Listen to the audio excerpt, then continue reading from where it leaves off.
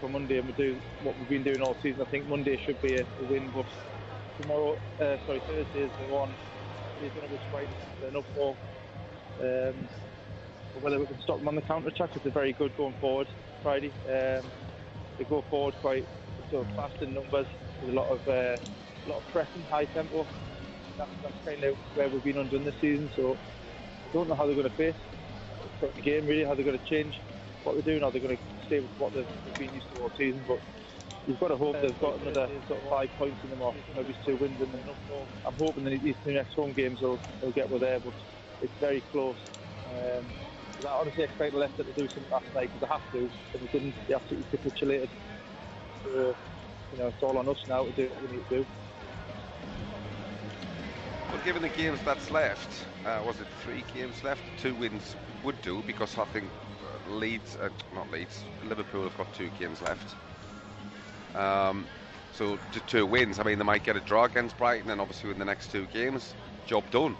Hopefully they will take something out the game against Brighton, but that is an absolute must-win, because then the pressure is on if you don't win, because then you're expected to beat the other 2 teams, which can put even more added pressure on. So, as I said before, and I answered one of the other questions, as a footballer, we're now at the business end. And these are the big games that you want to play in, because the rewards that you get if you're successful are absolutely huge. So it would be lovely to see them finish off the season on a high and get, which would be a well-deserved Champions League place. And as I said, it would be so disappointing when you look at probably Liverpool's season, which has been very hit and missy, apart from these last 7 games, and now all of a sudden they're sneaking in the back door.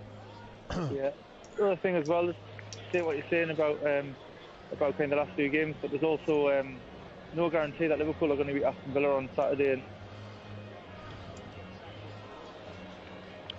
there isn't. I mean, Aston Villa, we know. I mean, look when Newcastle went down there, got turned over 3-0. It could have been more. Unai Emery's done a brilliant job since he's gone there. Watkins is on top form. Maybe he's just the last couple of games been a bit. But yeah, they'll go there. They'll fancy it. Yeah, there's no guarantee that they're going to win the next 2 games. Southampton, they've got them. They could play with absolute complete freedom. Yeah. Because they're relegated, they're already down. So it could be a completely different Southampton team.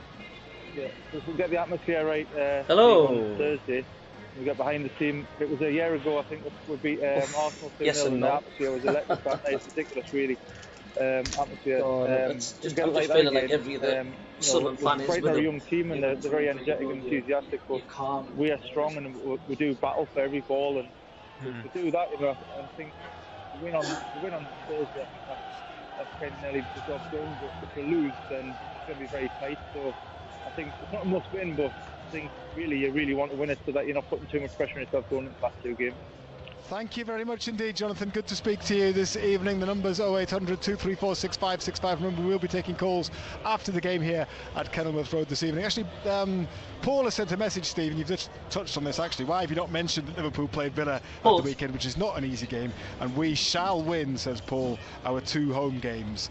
So Jonathan sounded a little bit worried at the beginning of his call, but you've got to put it in context. It's not going to be easy for Liverpool to... I said it earlier, that you've got to assume they'll win all their games. Just because you assume that doesn't mean say that they will. It's just absolutely not. I mean, I've been through. You've seen some of the results this season, which has been absolutely ridiculous. I've mentioned it a couple of times. Look at Liverpool, for instance. They played Man United, beat them 7. Totally they went to Bournemouth, who was struggling at that particular time, and got beat. So it can happen. You look at the Southampton Bournemouth game when they played Arsenal and give them a right scare. A month ago, 2 months ago, they didn't win the game. I think we were just above mid-table, thinking like, as long as we finish. Who would have thought Everton would go down to Brighton and win 5? I mean, I think that's why I never ever seen that because we weren't expecting to be. And even if you are like a big gambling man and you're one of these where you think, they might just turn them around, fair enough, you might get 1-0 or 2-0 or 2-1, but not 5. So every team has been susceptible to actually losing this season. You've just got to maybe, as I said, I've always said, if Newcastle play the way that they can play, they'll win the game. But if they're slightly off it, and Brighton get a bit of a sniff. The channels as well. You know what Brighton's like? They can be free-flowing, very attacker-minded, very good players going forward, dangerous from set players with the two lads, as well. Dunk. It will be a difficult night. Yes. These are the games you want to play in because the rewards are so good. Steve, we'll let you go a little bit early this evening for obvious reasons, but thank you very much indeed. And enjoy the game on Thursday as well. I'm sure you will. I will be enjoying the game tonight as well, and I wish them all the very best tonight.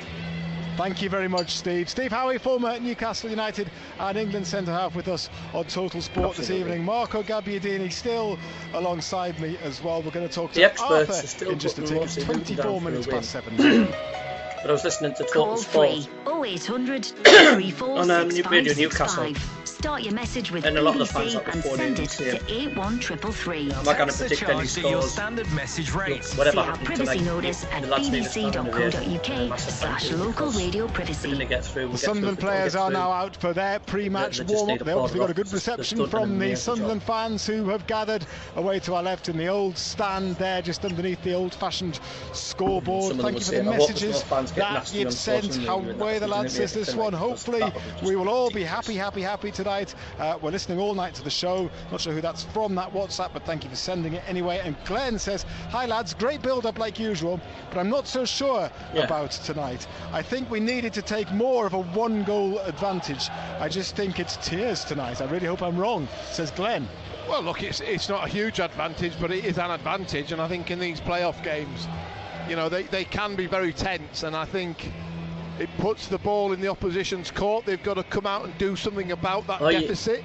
You want to hurt? We can hopefully pick them off and be ruthless about that. Look, I'm not here being complacent. You know, I know that Luton have got more to offer than we saw on Saturday. I think they've given up. The season's just. But I just think that, you know, we have got the players in this side who can punish them in certain areas and score goals from anywhere and score goals in just about every game. So if we don't score tonight, that will be the most shocking part of the evening because of our record, you know, over the last few months. And so, you know, if you add that to the tally, another goal, then you start really putting doubts in the opposition's mind. So we know, you know, we're not taking anything for granted. If we get through this tie, it will be a massive achievement for this group of players that we have available to us at the moment. Liverpool's Luton and Sunderland unchanged this evening. It is an 8 o'clock kick-off. Arthur is next up here on BBC Radio Newcastle. Good evening, Arthur. How are you feeling? Good evening, lads. Good evening. Marco, I'm quietly confident about tonight. But same for that. I mean, what an awful record season that must be, finishing 5th there. No, for the Newcastle fans, they're complaining. What an awful season that must be, finishing. They're going to come out, they're going to kick you and hack you, and their captain, that little fella at the back, who met his mouth gone, he's met his mouth gone before. They've done well, Liverpool. I mean, they had a blip. And then he was tugging young Geldart's shirt, so young Geldart let him have a one with the elbow, as you see. And the first thing he done, he ran out to their manager and complained, and he was the one where he was saying all the yapping. Get it in and get him sent off. Yeah, I think, you know, look, it's not good everybody's saying. You know, they play to the referee, what the referee's going to do, and once they knew that the referee was going to allow them to get away with the odd tackle here and there that was on the edge of a free kick or a yellow card, they take advantage of it. So they were allowed to have 6 or 7 tackles or fouls that before they will getting a yellow card. So I think hopefully it will be a different scenario. What do you mean in a square format? But you know, that's only one part of the script. We've got to get a lot of other things right as well, Arthur, and you know that includes defending for our lives, because there's going to be, I think there's going to be some you know, frantic action in our box for spells of this game. And that will probably be, you know, along with then what we do with it when we get the ball down and start having a bit of space. They're the two biggest factors for on the evening. Does it look all right? What more they're getting on about that crowd? They're going to intimidate our lads. Little taxi logo. I think there's about 1,500 They'll make as much noise, if not more, than what the Luton lads will. Well, I think it. No, it's good I've been accepted. I can to make an impact apply for monetisation, but I ain't clicking on that apply until I'm. You know, because they were up against 40,000 fans. But I think, you know, here it's at some point, it doesn't have to be tonight in the future, and it's going to go on my channel with the scenario because the Sunderland fans are right behind the goal, and I think they can have an effect on this game as well. And we know that they will be. Well, they're up and away singing as we can hear at the moment. So yeah, let's hope they can play their part as well. Would you say having Radio Newcastle on in the background as commentary is reused content?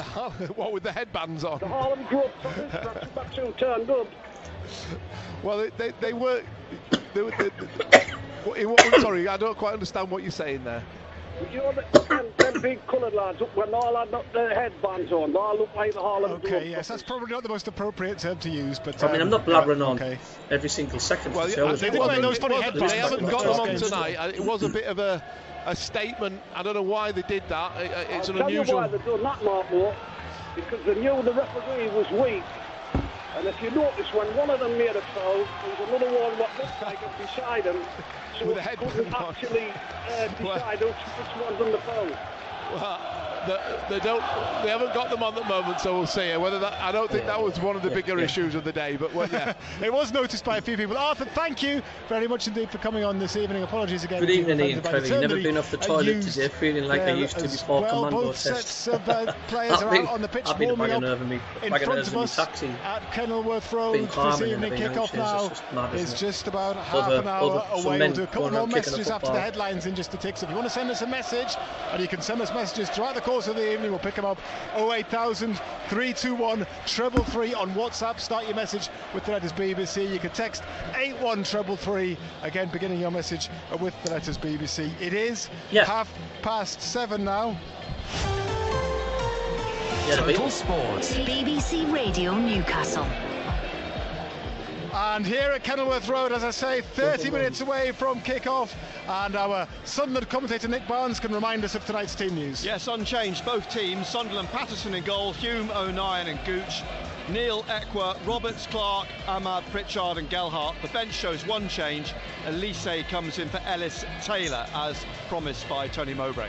Barnsley and Marco will take you up to kick-off very shortly. Meanwhile, as far as Newcastle are concerned, goalkeeper Nick Pope says the team is looking forward to getting back to St James's Park ahead of two crucial games against first Brighton on Thursday night and then Leicester City. The Magpies know that 2 wins from their last 3 would secure Champions League football next season. Speaking of the Champions League, it continues tonight. Inter Milan taking on AC Milan at the San Siro in the second leg of their semi-final. Inter leading 2-0 after the first leg, and referees chief we haven't played York City for a long time. The BBC that they are trying to make things more transparent in the Premier League, and he says he's exploring whether audio of VAR decisions could be released in real time in the future.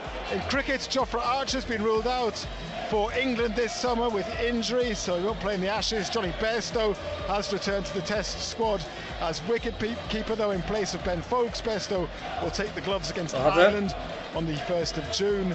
And in tennis, defending champion Novak Djokovic has reached his 17th successive Italian Open quarter-final with a 6-3, 6-4 win over the British #1 Cameron Norrie.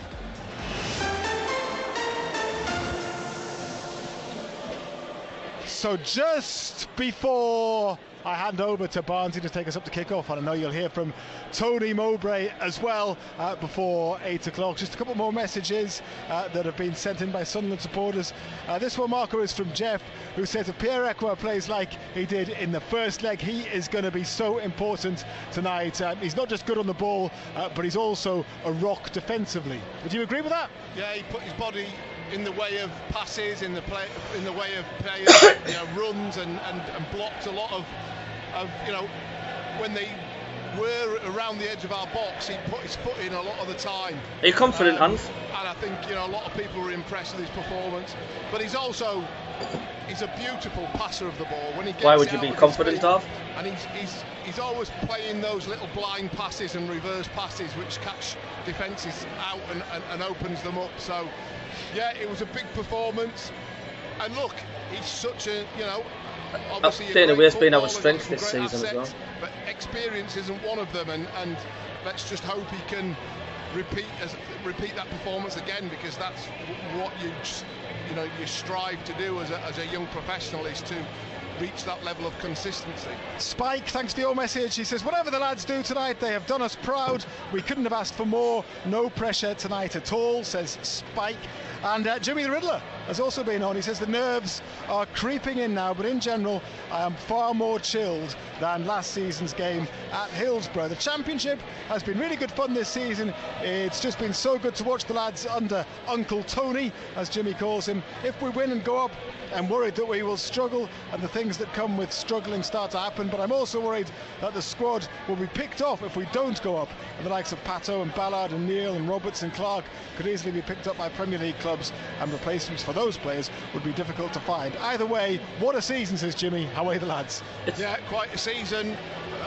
And it's a season. It's really weird seeing Kenilworth Road after a lot of clubs in the lower reaches so focused at Stadium Light, because the cameras literally look down on the greenhouse. It's that small. It's such been incredible. A weird place, isn't it? The improvement in many of them, and even players like Pritchard. He's playing some of the best football of his career, I'm sure, at the moment.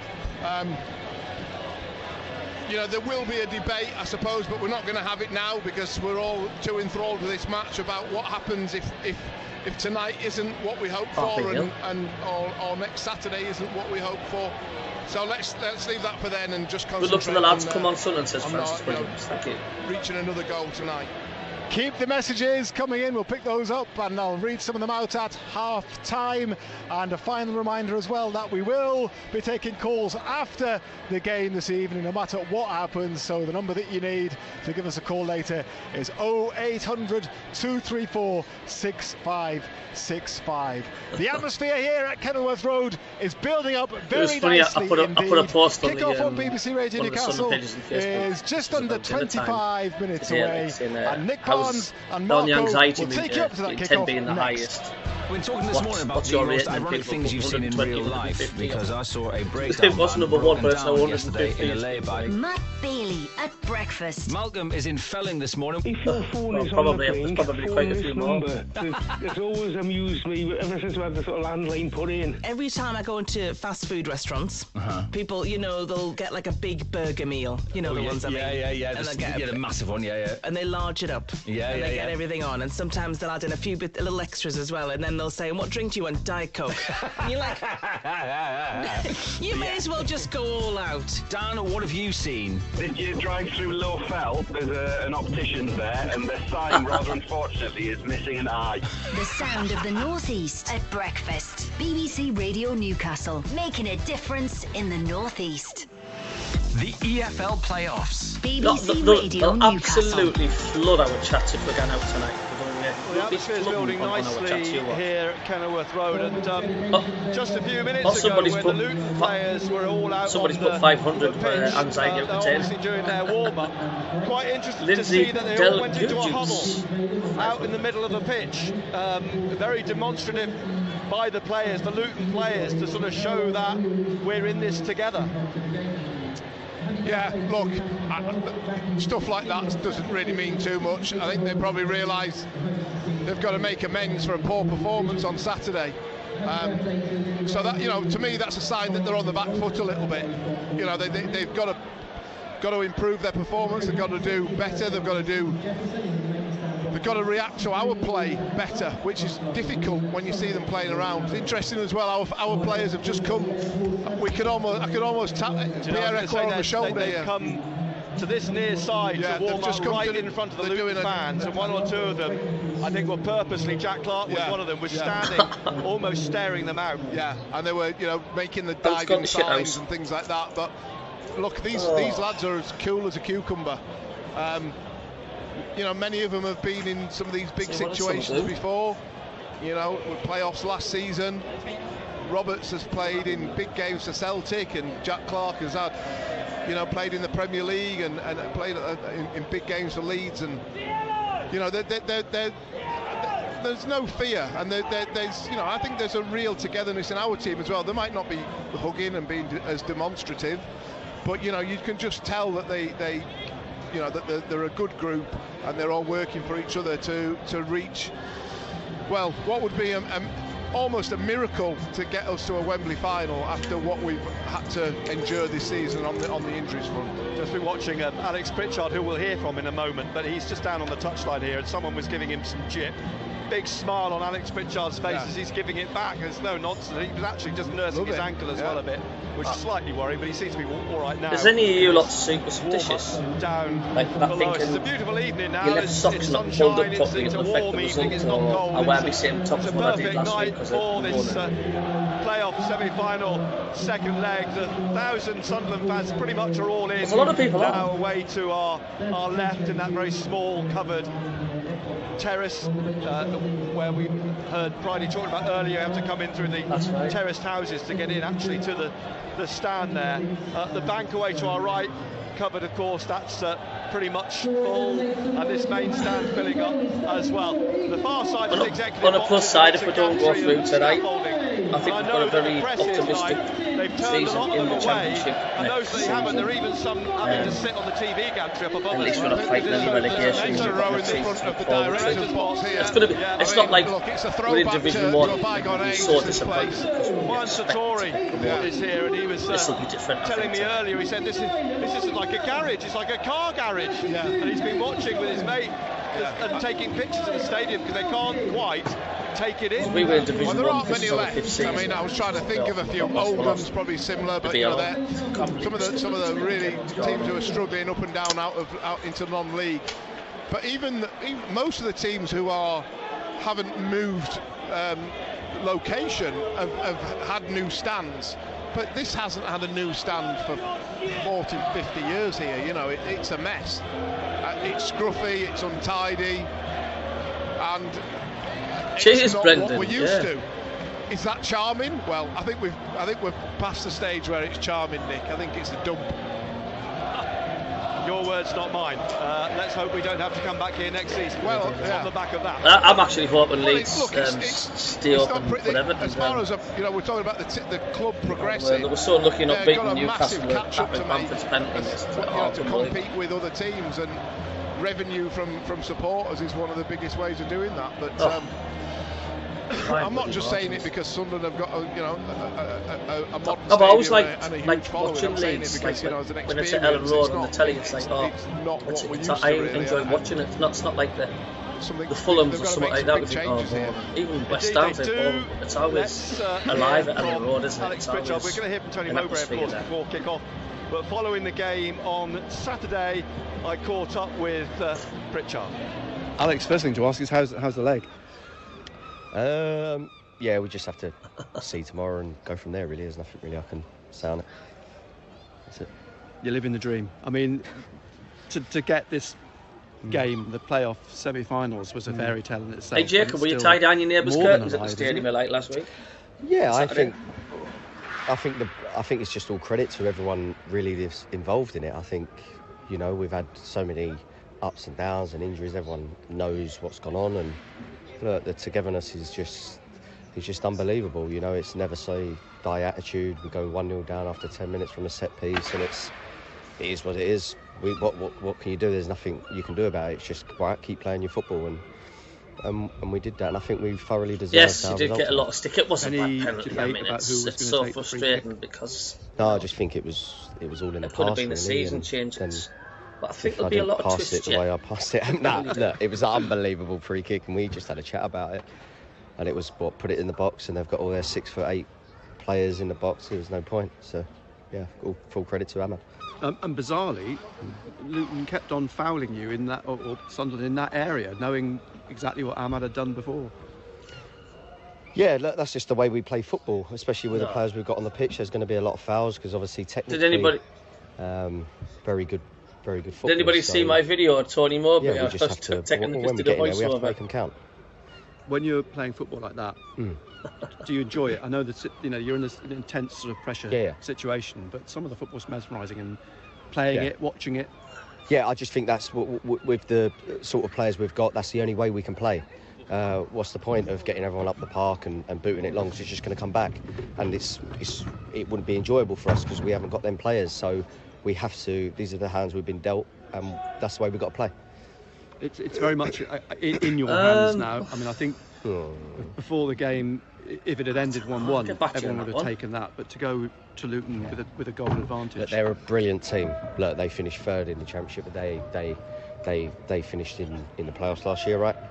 Look, they're a very good team. They're very experienced. They've got some very, very good players. Look, we'll go down there. It's 0-0. Good luck, lads. Seriously. Done. It's in the past. It's done now. We have thanks anyway. Thank you very much. Get down there, hopefully the ex-Leeds player can score for you tonight, says Brendan. We'll see. We'll see what happens. You know, the boys are together.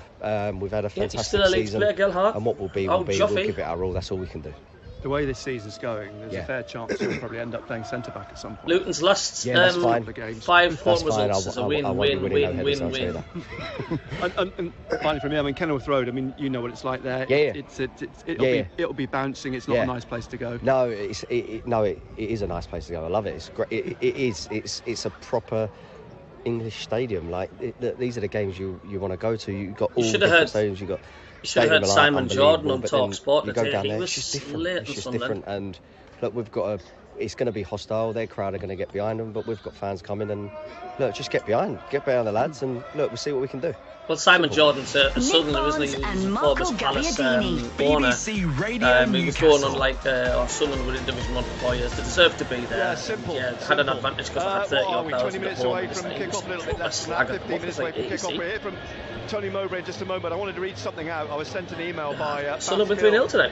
Last week, and he said, could I do him a favour and mention a friend of his on Saturday, but in fact who he's talking about couldn't hear the game on Saturday, but is, I think, listening tonight.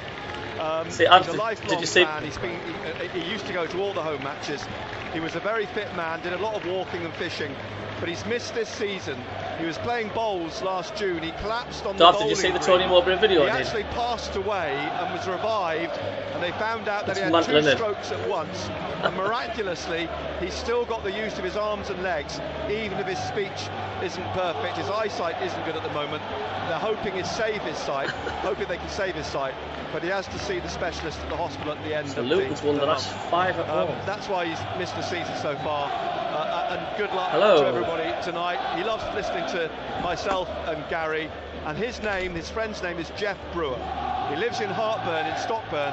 He's 81 years old, and our heartfelt good evening to you, Jeff, and every best wish, and hope everything goes well for you in the future. And thanks, Bas, for sending me that email. So that's Jeff Brewer, who hopefully is listening tonight in Hartburn in Stockton. And well, Darth, I've just been speaking to Darth before, and apparently there's 10 minutes left still to play at the Stadium Light. Gary Bennett, who's been in hospital today, he's fine, but he's had to go in for an operation today. So best Rockbuster said 3-0, Equa screaming. He's not here tonight. And Marco's it's a privilege to be sat in his seat, and I know he'll be sorry not to be here, but yeah, all the best, Gary. So yeah, good luck, Benno. Hope everything's going well. Hope you can listen tonight, and hopefully the lads can do it for you this evening. Well, let's hear from Tony Mowbray. I spoke to him not only after the game on Saturday, but also before the game this evening. Well, Tony, that was what it was. Yeah, I think it did not pan out how we'd thought it might pan out. You know, we lost a goal early on from a set play, which we knew we were vulnerable from. But I thought we'd started really, really brightly before then, and you know, we talked about trying to get the crowd engaged in the game, and you know, they were here to try and see the team try and win a football match and give ourselves a chance to get to a Wembley appearance. But I thought the team started really bright, and obviously they scored from their first corner. But as you've seen many times, this team don't give in, and they keep going, and they get stronger and stronger as the game goes on.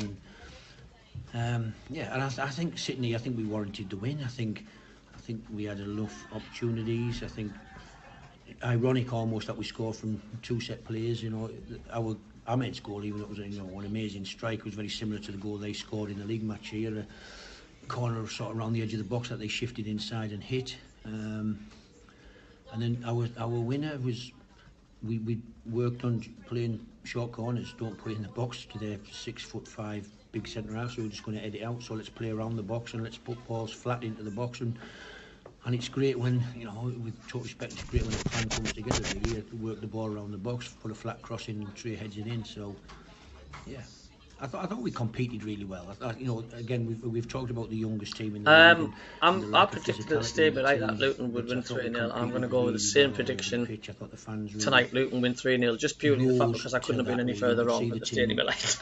Almost like snarling dogs at time in midfield winning the ball. We do, yeah. No, I'm not going to get too cocky. I mean, we are still playing a good side here. He's unplayable, really. So all year. It's just a joy. Hope I'm wrong. Travel with the ball and.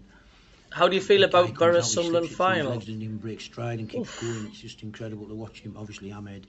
I tell you what, Lil, I'll tell you if we get to the final, and I'll tell you if Middlesbrough get to the final, and I'll tell you how I feel about it. Gooch playing left centre half is because at the moment it's so near, but so far. Played everywhere for this club, hasn't he?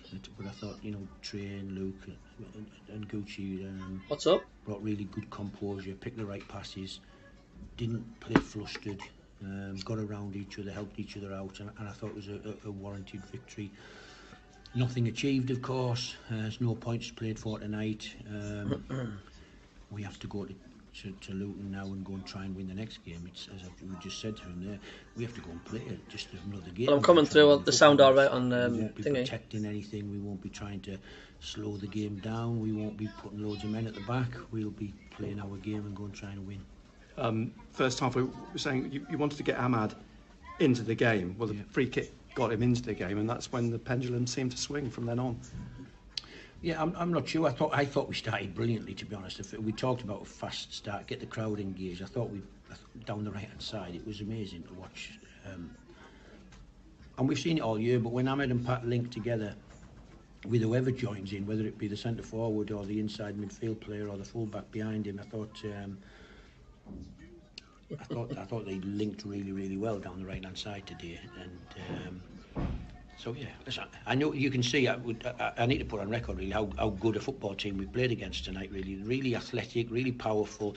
Hello. Like comrades in arms. I said in the press conference this week. I could feel their togetherness, and they fight for everything, and so nobody's taking anything for granted. We know we've got another huge fight on our hands on Tuesday that we need to bring our best performance. What we've got is annoying, especially when it's just minutes away before kick-off. Win football matches away from home, and hey, hello. Sitting and special offer on aisle 15. We've got the baked beans gone down to £2.55. Against us, we can play through them and round them, and we can threaten their goals. So we'll go to Luton and hope we can do just that. And but we know their threat and that they're a very good team. The dynamic of the tie changes obviously in going into the second game compared to the first game. Do you put yourself in, or try to put yourself in Rob Edwards' head, just to think, well, what would I do if I was Rob? I'm a goal behind, and how will I approach it as Luton to try and give yourself a footing in the game, if you see what I mean? Mm. Yeah, I'm sure like most football managers, he's got a plan A and a plan B and a plan C. Really, what if this happens? What if that happens? What we're going to do if this happens? So, what can they do different? Like slow torture how we play they could play three up front rather than two up front, take their can it be like Wembley striker on, go direct, really direct, miss the midfield out, push the wing backs higher, really try and bombard us and press us in. So knowing that we can't, you're still watching the remainder of the Sunderland game. We haven't got really that much dynamite speed or size or physicality at the top end, so he might press in really, really hard. And if the game becomes desperate, as sometimes these things do, like in cup ties, they become desperate when you keep throwing strikers, attacking players on. A third off top team.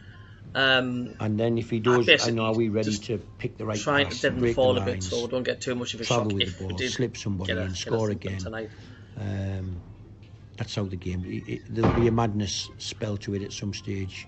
We might have to have a madness spell, and might do something ridiculous like playing two wingers as fullbacks or something like that. It's or a midfield players at centre half. You never know. We might do. How much is the cap to Luton? But anyway, so I think in generally in these situations there's a bit of madness around, a bit of chaos in the football match at some stage. It's just how and when you activate that, really, I think. There's no real need for them to activate it right from the start. The way they play is, pretty dynamic as it is, and they could ask questions of us, and if they get a goal, the crowd will be right up for it, and they'll be believing they're going to get a winner. So yeah, we have to see what comes, but we have to be ready right from the first whistle for the intensity of the game and score goals on the answer. Absolutely. Dealing with the balls that are coming forward and then trying to relieve the pressure. You talk about clubs and expectations. Is there any way that the expectation of Luton, because they failed last year at this stage, does it come into play at all in any respect, the sense of pressure perhaps? Because talking about this tie, there's no pressure on Sunderland because nobody expected. Good luck from a Toon fan, both sides belong in the Premier League. Yeah, good luck to you as well, mate, for the top 4 Champions League. I'm not sure. I'm not sure. I try to stay away from it, to be honest. I didn't read too much. I didn't see too much about who's. I wasn't sure. I was asking some of the staff who's favourites for the playoffs of these 4 teams, because I don't. They've won the last 5 on the I'm not a gambler really in life, so I think I don't know. I think they said they think Middlesbrough were marginal favourites for the playoffs. But what about Luton, who finished 3rd? You know, you would think the team who finished the highest with the most points out of the four playoff teams would be favourites. But I think they'll take. The pressure is that they finished 11 points ahead of us. They won more games than us. Do you not make? There's an expectation, and they know they can do it. They've just gone. It makes me laugh, the old football games, isn't it? We've all got our little techniques that could affect the result. It's like, oh, we've won this, we've won that. They know with their intensity, we're just trying our best to settle the nerves, like, you know, it's quite funny, isn't it? At the end of the day, there's nothing you can do to stop what's going to happen tonight. Team in this league, and so I think they'll trust in what they do and hope that they can get the result. And finally, I mean, look forward to it. Yeah, it's been a long season, and I think we hope to try and prolong it another 10 days or so. But if it finishes tomorrow night, you know, the main thing, it'd be sad for the supporters because we've built up the expectation now. But as long as the fans know that we'll be giving everything to try and get a result, and yet we are playing against a very strong, powerful team, and but we do have the tools that can give them problems, and let's see how the game unfolds, and it won't be through a lack of desire or effort from us. We aren't going there not to try or to roll over. We're going there to give everything we've got against a team physically bigger and stronger and athletically probably got more attributes and assets, but that doesn't mean they're going to win. So we'll be going there to do our very best to take the club to Wembley and give the fans another amazing day out. The EFL Playoffs. BBC Radio Newcastle. Well, everyone's rammed in now. They've watered the pitch. We can assure you of that after the debate we had earlier on. What's interesting is the ground is fully. It's so sort of eclectic, this ground, that where you have the practice goals on the pitch beforehand and they have to remove them and put them somewhere, they've rammed them up into the corner of the stand away to our right and amongst all the Luton fans. They could have got another 50 Sunderland fans in there. They could have done. It's a case of now just waiting for the players to emerge from the tunnel just down to our left. I've seen Nick Harford take his place in the main stand here in the director's box. Kirill Louis-Dreyfus is here with his family. Juan Sartori's here. Everybody wants to be here tonight. It's a glorious now. 1,032 Sunderland fans in the stand to our left behind the goal, and this place is going to erupt when the players emerge. As the substitutes do now, the Sunderland substitutes, Liadji, Barr, Mishu, walking across the pitch to the dugouts on the far side below those executive boxes over on the far side. Joe Anderson and Niall Huggins, they are in their light blue shorts. Sunderland will be in light blue tonight for the game. Now here's someone we've took a dislike to straight away. The mascot. He's there again. There's two. He's there winding up the Sunderland fans. So the security, in-stadium security, had to take him away.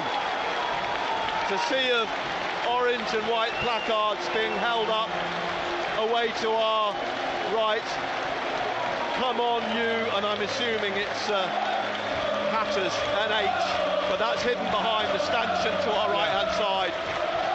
So COYH picked out in white amongst a sea of orange placards, and young mascots waving flags down below us here. Sunderland stroll out in their red tracksuit tops. I'll just be glad when it's all over. I say they'll be in light blue, and Luton this evening in their orange shirts, dark navy shorts and orange socks, and they've gone across to the far side where they line up in front of the dugouts rather than lining up on this side in front of the director's box and main stand. And all the coaching staff and medics, everybody heading across the pitch. Tony Mowbray, the last of them, as he rolls his sleeves up, puts his hands in his pockets in his familiar gilet. He applauds the Sunderland fans as he heads across to the far side. Well, we heard Alex Pritchard earlier saying it all starts 0-0 tonight, but in reality Sunderland do hold a 2-1 lead. And it's how this opening 15-20 minutes pans out. Actually, this opening spell of the game is going to be critical. Yeah, I think they will see it as an opportunity to start and keep the crowd in the game. The atmosphere is great, and Luton will be feeding off that. But look,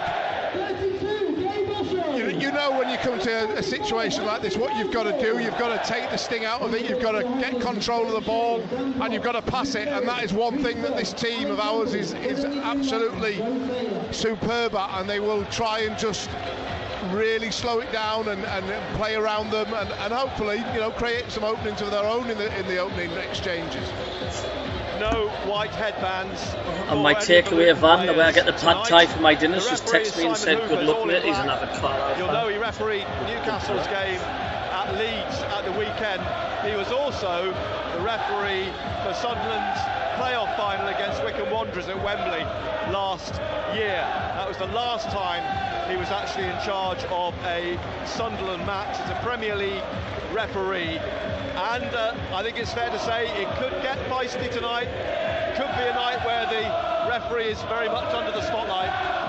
Yeah, he is, and it's good that he's got that Premier League experience. We've seen. Do you really want the anxiety even of the Wembley final, though, lads? Trying to get into the faces of our players. As I said, the mascot's been baiting the Sunderland support behind the goal. Silly little things, but you can see what they're trying to create. It happened to me once when we played. Luton said this is England. Well, good luck. May the best team win, and thanks for popping in on the chat. That's from This Is England. Bluff and bluster. But what really happens is what happens to that little white thing in the middle of the park at the moment. The referee, the players applaud. The Luton players. Because Luton fans are welcome to come on the channel, so you can have every right to. They've broken out now, and it's going to be Luton Town that get the game underway. The Luton players are attacking the end where the Sunderland fans are to our left, the Oak Road end, and Panzer with an orange wristband on scoops the ball up, spins it round, places it back on the centre spot. Away to our left, Anthony Patterson is in yellow tonight, and the game is underway as the ball's passed back to Ethan Horvath, who's on loan from Nottingham Forest, the keeper.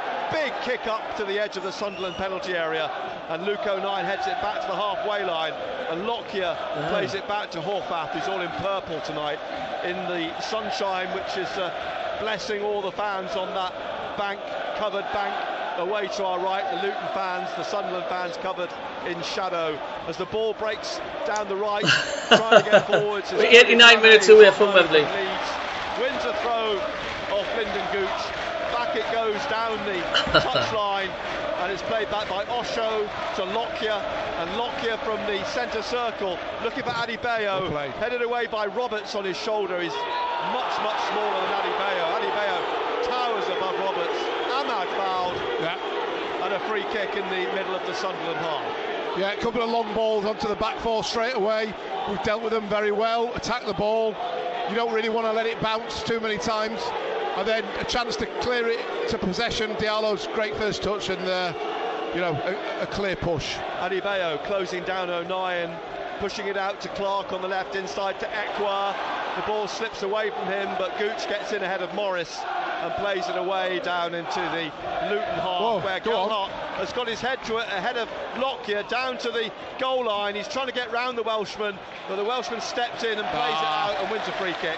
Yeah, that's going to be interesting because they're pushing on, and it was a clearance from Gooch. I think he just managed to get his foot on it, played it in down the side of the 18-yard box. But time, lads. Lockyer was really the only man in a position. He had to come right across. Gelhardt did very well, actually. He got a challenge on him, and it's a shame he just didn't. He got possession, but didn't quite beat his man in the end. He didn't have much support either. No. As the ball comes out up the other end to O'Nien to head clear. Back up for Lockyer, who's under pressure. He heads it back. Gelhardt's just behind him. Back to Horvath. The paddock area down below us here is sterile. When the play comes over here, it's a febrile, noisy, loud atmosphere. At the moment, the game's all being played on the far side. The ball headed on by Jordan Clark into the corner. Gooch trying to stick with him, and it's gone out for a goal kick. Yeah, we've got plenty of bodies in the right areas. We might just have to sit and soak it up a little bit. I think we've got Marco Gabbiadini co-commentating. We know what Gooch is like. He gets his shoulder in. He's not the biggest, but he uses what he's got very well. Morris and Adebayo at the edge of the penalty area. Patterson's placed the ball in the middle of the 6-yard box. The two centre-backs move out now, O'Nien and Hume, and it comes up to well played, Dan Neil. Doughty on this left-hand side. High ball in the air, comes out into the paddock down below us here. It's a throw. So again, Sunderland. A little bit of their intention. They had 5 players within our final 30 yards there trying to stop the ball being rolled out. It's a very, very high pressure game from space at the other end of the park if we can get hold of it. Roberts gets the ball back to Hume, and Neil cuts across here and just rolls it out for a throw which will be taken by Mpanza. I was watching Adebayo just before and Mpanza. They didn't know where to look for Ahmad and Roberts, but Bell breaks with the ball. I wish I could be like the wife, totally just not give a shit about the match at all. Clark to clear and up towards the halfway line. It comes off the back of Doughty, back to Lockyer, and Lockyer back to the goalkeeper. But going back to down here, Ahmad and Roberts and Mpanza was just not sure where and who to try and pick up, terrified of where the ball was going to break. Well, one of the problems they're going to have Luton is slightly a bigger dump than Sunderland. And try and put us under pressure. If it doesn't work out for them, they're in trouble with numbers. Here's Doughty on the left here now, at the edge of the penalty area, the corner of the box. Roberts on his shoulder. Doughty's still going, but Gelhardt shoulder barges him off the ball. Doughty goes down. Ahmad could be on the break here. Can he get round Lockyer? No, Lockyer's got in front of him. 5 minutes away from Wembley, lads. The goalkeeper. Ahmad has closed him down. 85 minutes away from Wembley. They're under pressure again. Nakamba loses it to Pritchard. Roberts now dribbling forwards with it. Lays it off to Ahmad in the penalty area on the right. And now trying to get it on his left. It goes down. No penalty, says Simon Hooper, waving his finger. No, no, no. And it's come out into midfield. And Clark picks it up for Sunderland now. He's pushed over by Jordan Clark right in front of the referee. And the home fans are going ballistic. A great passage of play for Sunderland there. Gelhardt did really well at the start of it, came back into his own half, won a tackle, and before he could turn with his possession, Ahmad made a fantastic run. As I said, Lockyer's getting isolated at the back, and Ahmad managed to get his foot on it but didn't get it fully under control. But that's when we then have to flood their half and get numbers up and support. Into the 6th minute, still 0-0 on the night, but 2-1 of course to Sunderland on aggregate. The floodlights are already on this evening. How's the anxiety on me attending? Floodlight pylons above the gantry at the executive boxes on which the gantry sits on the far side here. The free kick, then Ahmad leaves it for Pritchard. And, taking our time. Now Pritchard drives this in just over the angle of the bar and post for a goal kick. It's one of those difficult positions for us because that's, what is that? Probably 45 yards out. And we haven't really got the players to whip it into the box for a headed challenge. So he took the shot on probably a bit ambitious. They played 6 minutes and Patterson actually hasn't had a save to make yet. So they've not, in this opening spell, got behind Sunderland. O'Nien's basically cleared a few off the edge of the penalty area. Clark's cleared one, Humes cleared one. Here it comes again, high ball up towards Adebayo. He's played it off Roberts. Get 89 people on the chat watching. If you just click the thumbs up, thank you, and hit the subscribe button, much appreciated. Thank you. Panzer tries to close him down, but eventually played out. I think that's Doughty for a throw. I think that's going to be a feature of the match there. Lockyer gets it played back to him in the penalty in the centre circle, and he's looking for the big diagonal. And you know that they're trying to get numbers around the knockdown, but Sunderland dealing with everything very well at the moment. Roberts strolling down the touchline in front of us. Luton fans giving him some abuse. Patterson passes the ball to O'Nien. Morris goes to close him down. O'Nien brings this out and then lays it off over on the far side to Gooch, who drives it down the touchline, flicked on by Pritchard. Ahmad's little back heel, trying to get Clark away on the left, but it's out for a throw to Luton. Comes back to Lockyer, and he plays it back again to Horvath, the American international goalkeeper. Ahmad Diallo's rolling on the floor, drives it up through the middle. There's a bit of tugging by Hume on Adebayo's shirt, but it's won by Ekwa. Neil plays it back to O'Nien, and O'Nien looking for the run of Ahmad. He's got Bell to get round. 1,000. Show to get round. In fact, it's 10,000 in the back gardens at the back of the Luton as well. Ahmad rolls over a few times. The referee's having a word with Lockyer. The foul had already been committed by Ahmad on Osho, and now the referee is strolling back to see what the problem is with Ahmad, who's lying on his back. Well, Ahmad's the run that he made, he was just, slowing down, coming out of his run. Finn's not going to do this. It's all I'm going to go. His shoulder and knocked him over. It's just silly. Why? He gets a cheer from his home fans, but let's put him under pressure now, because the next one, he goes in the book. The referee's having strong words with, well, certainly Lockyer. Ahmad Luton says Sunderland. And Ahmad has a tap on the back of Lockyer as they stroll away. And Horvath, the goalkeeper, is going to take the free kick in the middle of the Luton half. 8.5 minutes played, still live moaning. On BBC Radio Newcastle. It's been a lively opening 8.5, 9 minutes, but neither keeper's had a save to make yet. Here's Horvath with the free kick. It hangs in the air, and Morris looked like he was being held down. It breaks for Adebayo. He's surrounded by blue First shirts. corner to Luton. Comes back, but the ball is played into Clark at the 6-yard box, and then Jack Clark tries to hook it away. Morris heads it down, and Dan Neil hooks it away down this what happened on the last corner? Down in front of us, which Bell takes right down the line, looking for Morris. And Adebayo and Mpanza. Adebayo's on the penalty spot, and Mpanza down in the corner, battling with Dan Neil, and the ball goes behind for a corner. 1-0 Luton. Luton's first, and this is the 1-0 Luton. Sunderland have got to be on their guard. Straight from the corner. It's about the same time. Straight from the corner. Beyond this, that they got a corner on Saturday and scored. Once again, from a corner's done us. So this corner then, from the left, is Luton's first. I think it's what Anthony Patterson is the focus here. It's played into the far post, headed down. There's a bunch of players that scored. Osho has scored. I think it's Gabriel Osho. He's knocked the ball home.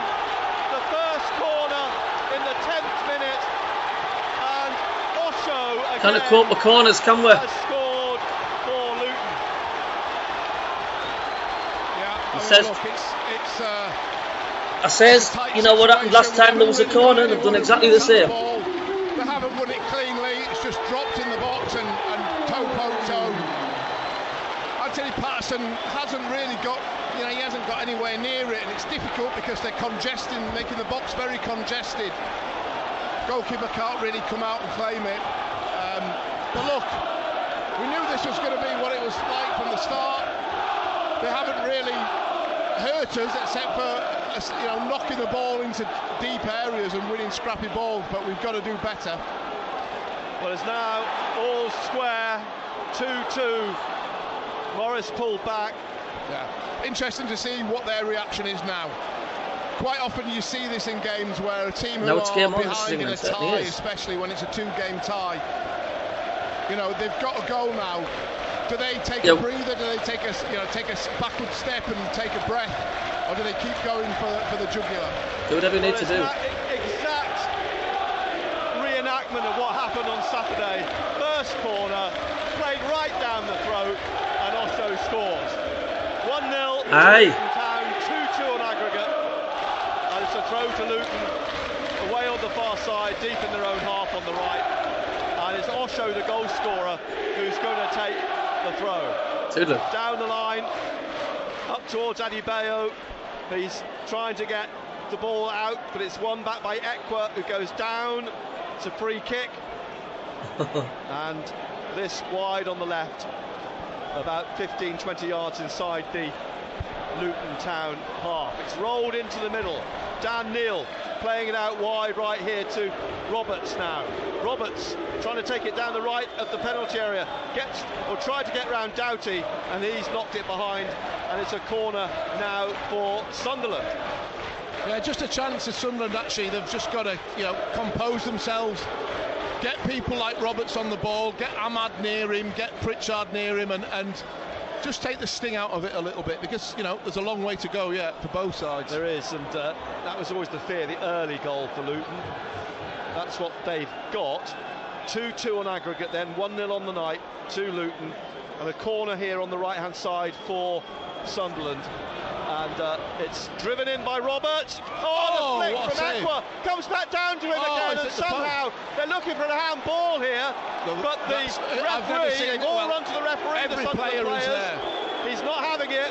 He set a corner again. Every player is there. Ekwa looked like he was going to force somehow an equaliser, but the Sunderland players have all appealed for a handball.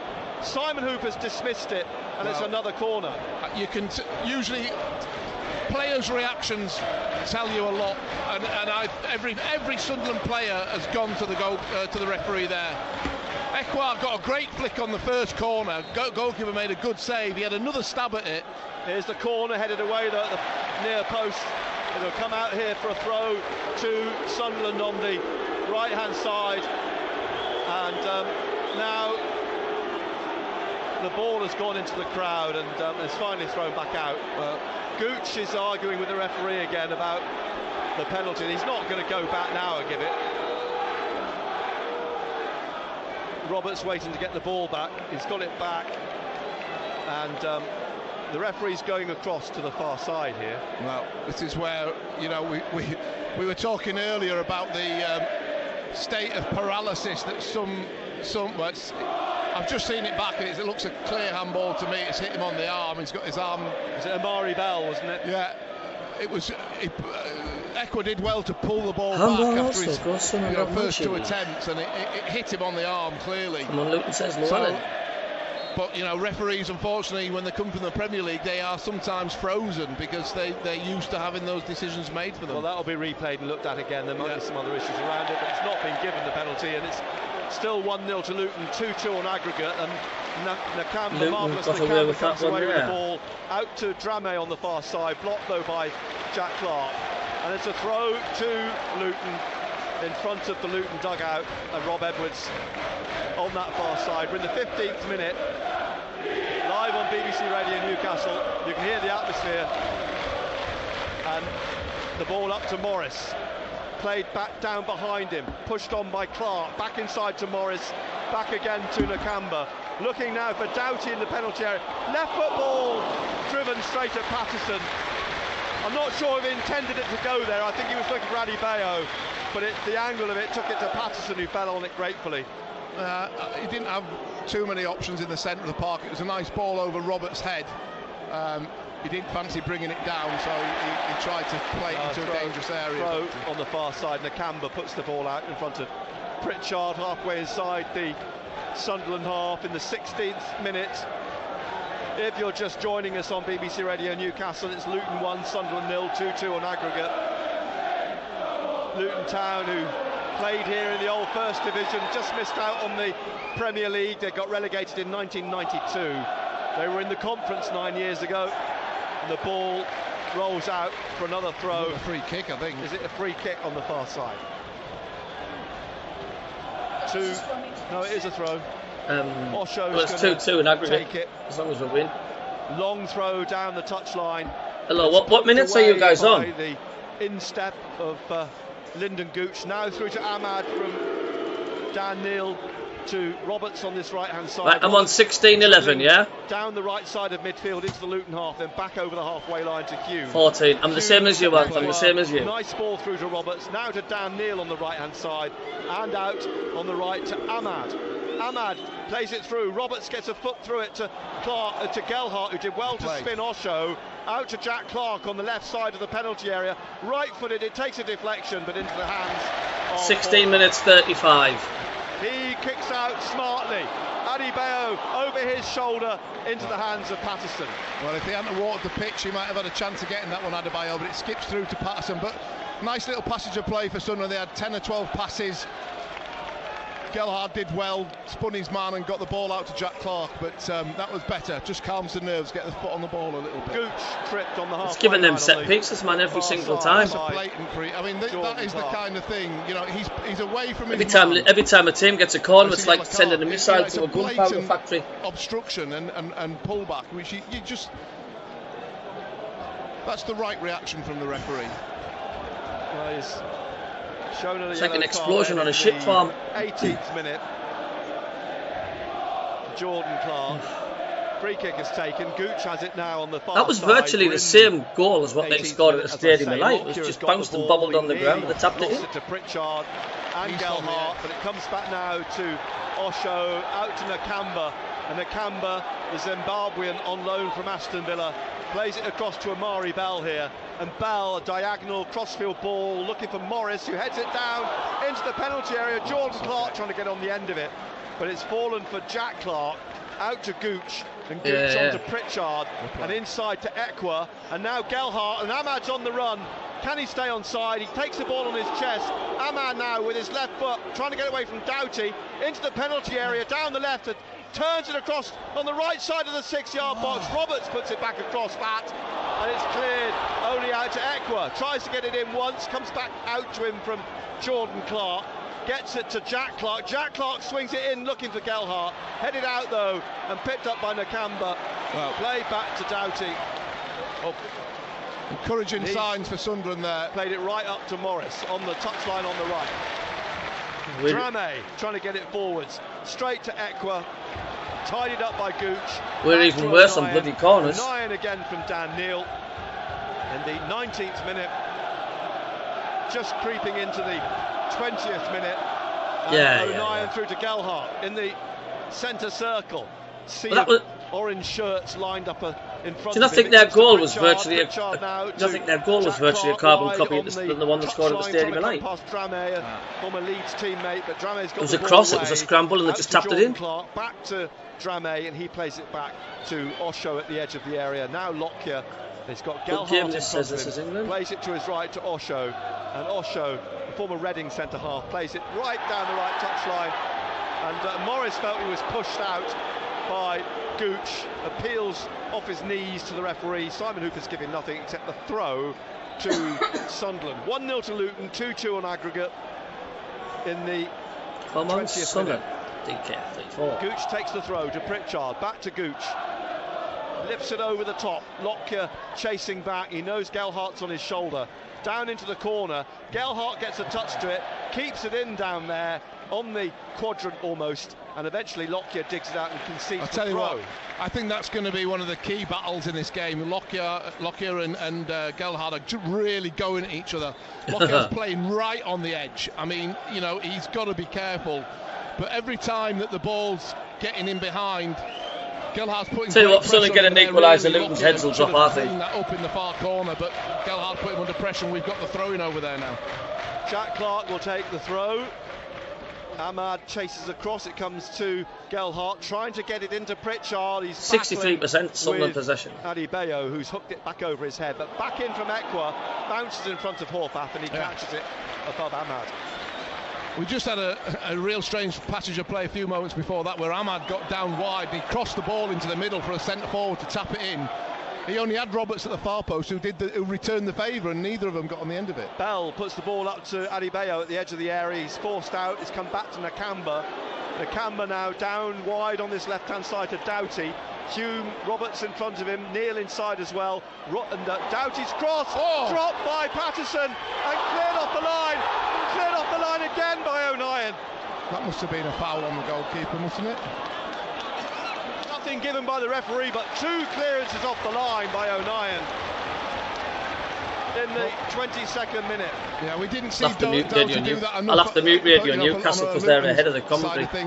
They're ahead of Sky at this current moment, so I can't listen to that. Neil clears it out to Ahmad.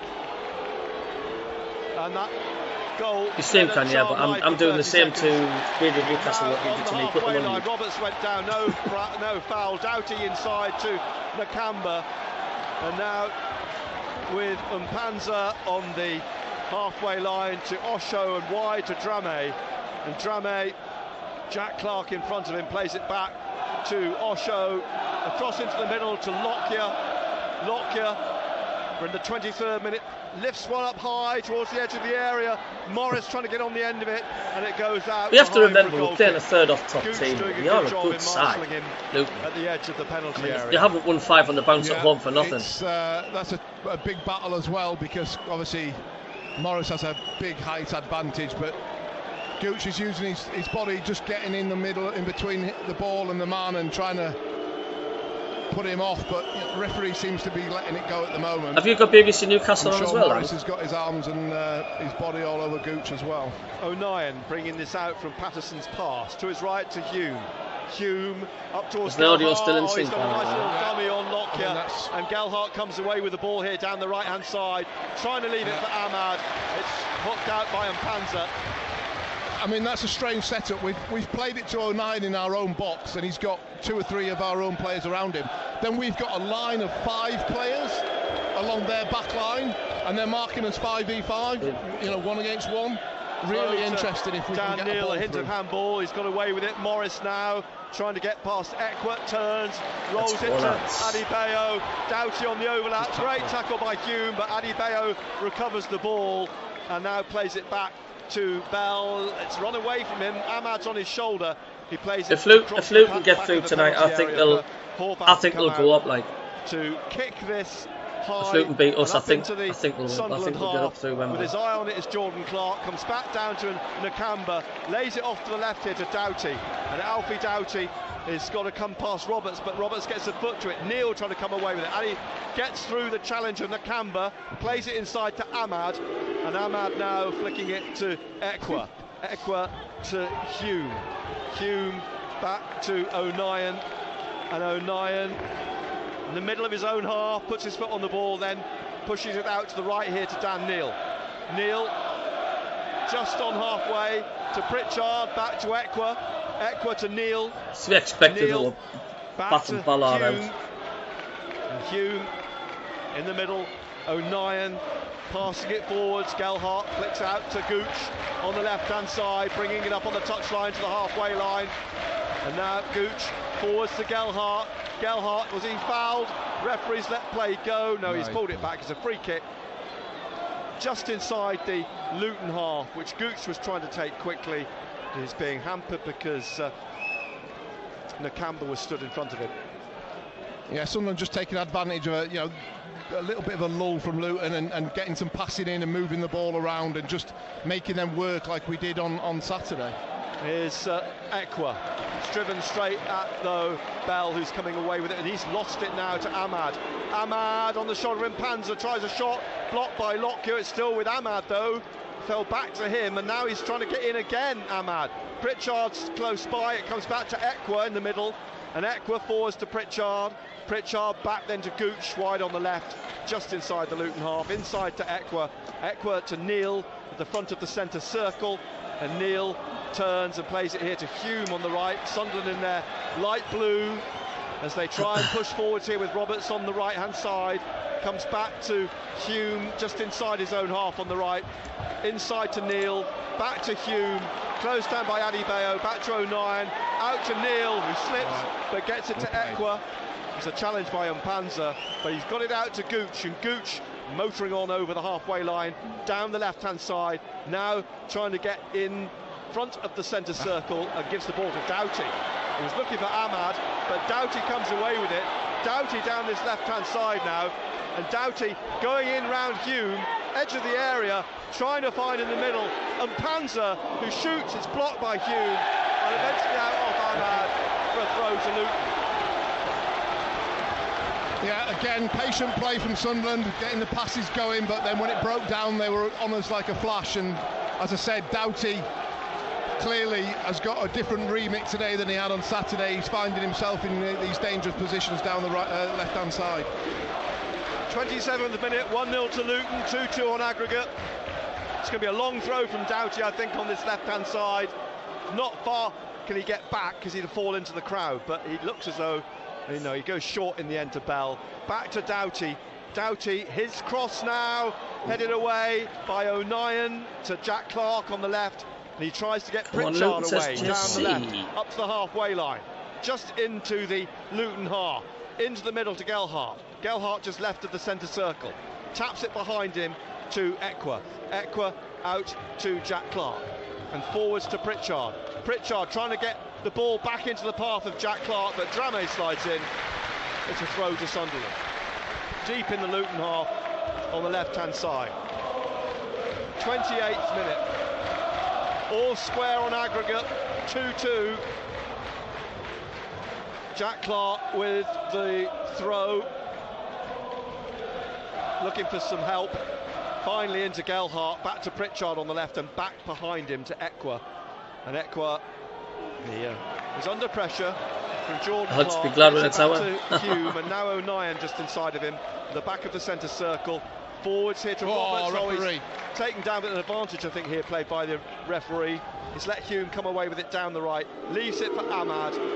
Ahmad, popular with the locals. Back to Neil and back into the centre circle to O'Nien.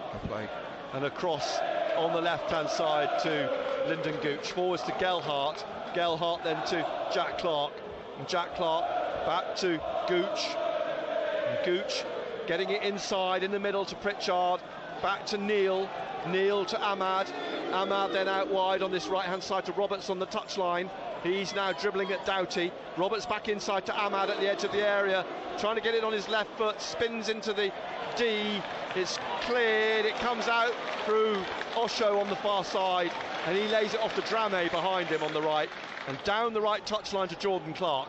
Under pressure from Gooch behind him. But they get it forwards to Morris on the right. And a throw to Luton. Yeah, patient play again from Sunderland. They're making Luton work again, and also making them work to play the ball forward as well when they win it back.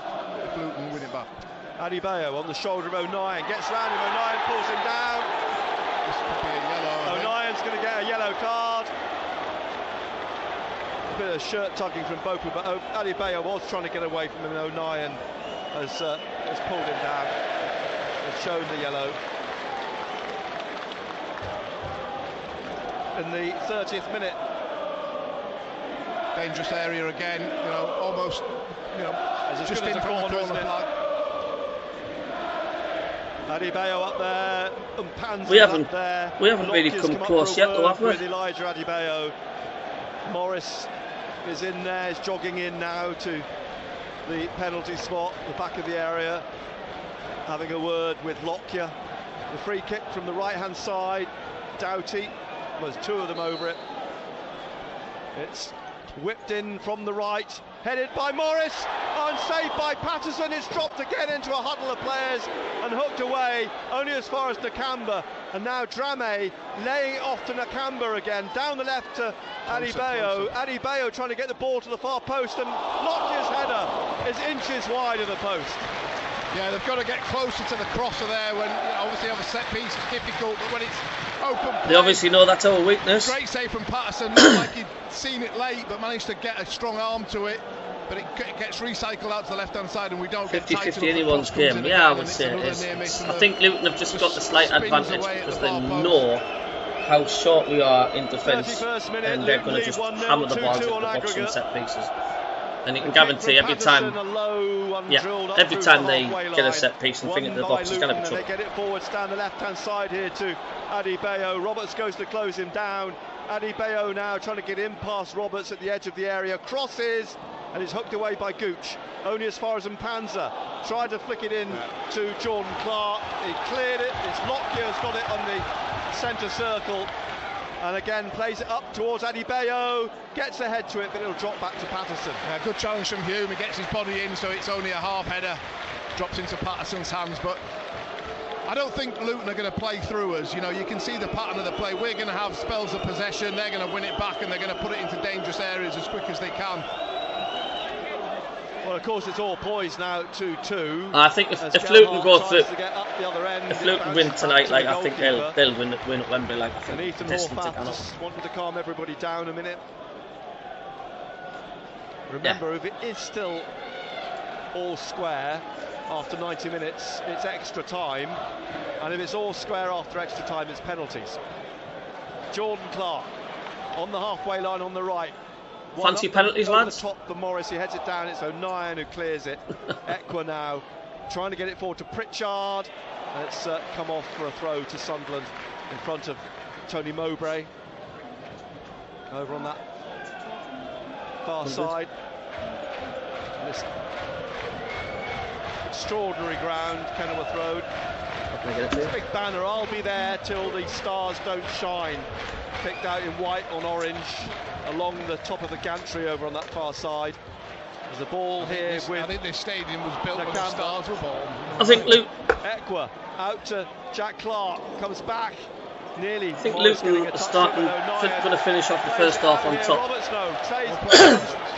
we look a bit panicky. We're like, when we're getting the ball in defence, we're just hoofing it up. It's like they're on top, Luton. The tails are up. We just need to score that other goal to comes back to Doughty, put their heads down. Dinks it into the penalty area, comes off Ekwa, and it'll be tidied up on the 6-yard line by O'Nien, who puts his left foot through it, right back up into the Luton half. Lockyer's there, and he'll nod it back. I don't know, I just don't think it's going to be a 1-8. I think Luton are fired. They really are good at home. He's played it through the penalty area to Horvath. Horvath with a kick down the left here now. Roberts with his eye on it. It's headed away by Doughty into the middle, but Ekwa's there for Sunderland. And Ekwa with his left foot gets it through to Pritchard, who turns it away to Gooch. Gooch now on the left of midfield, up towards the halfway line. Jordan Clark on his shoulder. He leaves it for Jack Clark, and Jack Clark plays it back to O'Nien. And O'Nien up to Ahmad on halfway. He's got Bell in front of him, plays it out to Roberts on the I'll tell you what, if Luton get to the Premier League, there won't be many Premier League teams getting results here either. And he's gone it's a very intimidating ground. And the ball's run back to the goalkeeper. 1-0 still to Luton, 2-2 on aggregate, 34th minute. Horvath just drops the ball down, the 29-year-old American. Yeah, absolutely. He kicks again up through the middle, and it bounces over both Adebayo and Ekwa. Neil heads it out, Nakamba heads it back on, and Ekwa heads it back to the halfway line. Lockyer heads it down to Nakamba. Gelhardt almost got a foot to it, but Nakamba's got it. And Nakamba plays it through, and it's intercepted by Roberts, but it breaks for Mpanza on the shoulder of Ekwa. Out to Adebayo down the left of the penalty area, trying to get the ball inside to Mpanza again, down onto the goal line, and great work being done there by Hume to hold off Adebayo for the goal. Look at Preston game, quiet first half and burst out that dressing room at half time and dominate. Yeah, we're behind now, but we just need to turn up, and they've been just try and take the sting out of it, slow it down a little bit. Too often our clearances are going into spaces where we haven't got a blue shirt, and then it's coming back at us quite quickly. They're playing it in the penalty area, O'Nien to Patterson. Is it a bad thing that the fact they're coming forward that much? We're not exposing them at the back yet. We're not seem to be attacking. Well, it's an ironic one, that one. I mean, Ahmad's done something there that he's had done to him 10 times already in this game. Just got his body in and rolled him, and conceded a free kick. Whereas, you know, he's done that numerous times and not got anything. Doughty will take the free kick. It's on the halfway line on the left, about 10 yards in from touch. Sunderland have pushed out 20 yards. Line, yeah. And Ahmad's just keeping an eye on Bell here on this Luton left. So Doughty with the free kick, hooks it high in the air into the penalty area, and that's Patterson's all day long. Well done, Patterson. got his teammates out, up the field. Claims it, gets it out to Roberts, but gets it inside to Ahmad. Neil turns it back to Hume, lifting it up onto the halfway line. Nakamba down to Bell. Ahmad sticks a foot out, but Bell is away. Bell through to Morris, and now Adebayo. And the ball whipped off him right at the edge of the penalty area by Roberts. Great tackle. And Ahmad now trying to get away through the middle, rolls it to Gelhardt. Jack Clark's on the break on the left-hand side. Jack Clark, Drame turns and gets a foot through it, only as far as Gooch. And Gooch now on the break down the left-hand side into the penalty area if he can, but Luton have got it back. Drame is fouled by Gooch in the end, and it's a free kick to Luton just outside their own penalty area.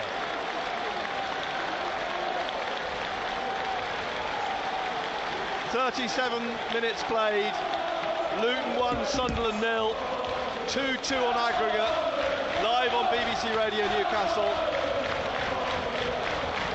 Ethan Horvath is going to take 110 now watching. If you can hit that thumbs up and click the subscribe button, much appreciated. Thank you very much. Only lost 4 tire games themselves out when our peers can take over the second half. Here, but they've drawn Lawrence just said they will tire themselves 10. out. And here is and Jack Clark trying to bring it Lawrence just said tire themselves out and our peers can take over the second half. Down to Adebayo. He lays it off to Drame. Now back to Adebayo down the right of the penalty area to pull it back here, and just past the post from Morris. Trying to hook it in from the angle at the edge of the 6-yard box, but he puts it behind. Still 1-0, 2-2 on aggregate. Yeah, not the easiest of chances, but they've got him behind us, and Morris has found a bit of space, but just played a little bit behind him. He couldn't quite wrap his foot round it. Gooch up to Pritchard, away from Nakamba, looking for Jack Clark. Jack Clark squeezed out, the ball drops out for a throw to Sunderland, in front of the Sunderland dugout.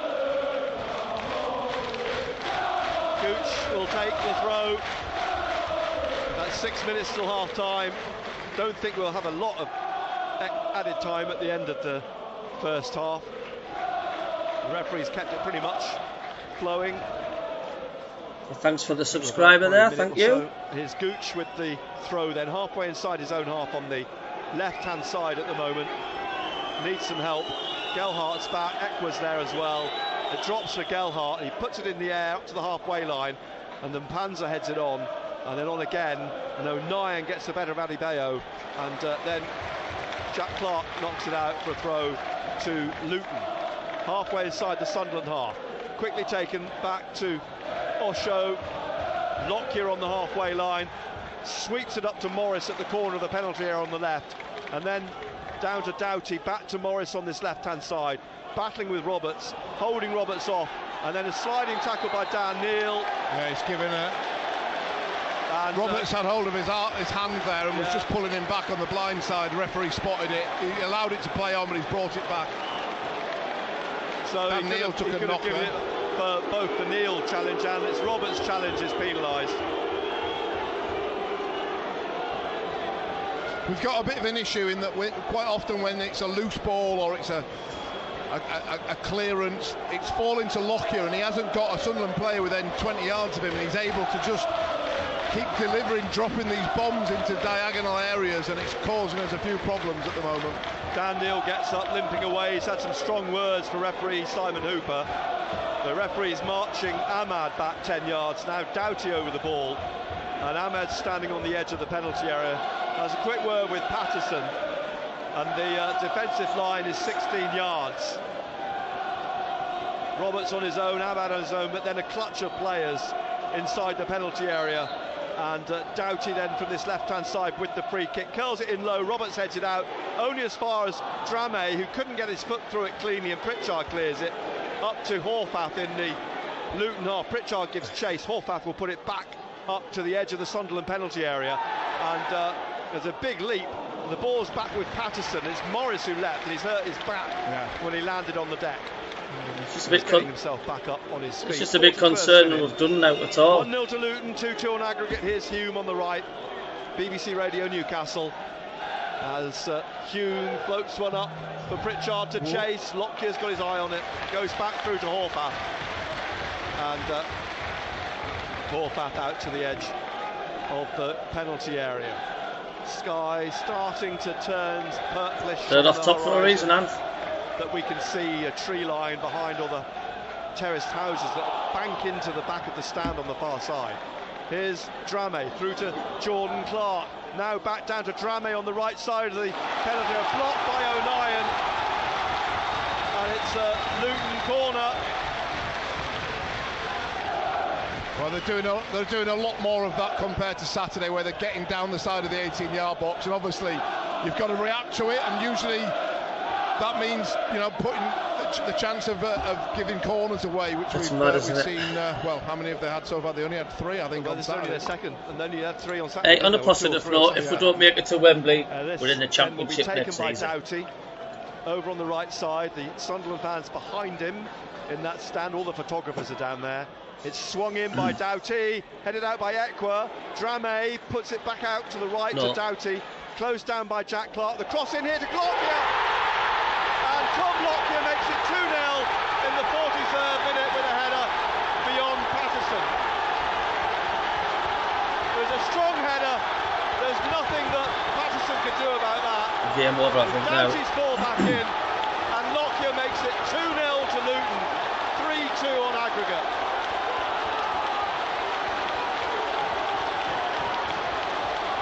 I said 3-0. I did say 3-0 again, didn't I?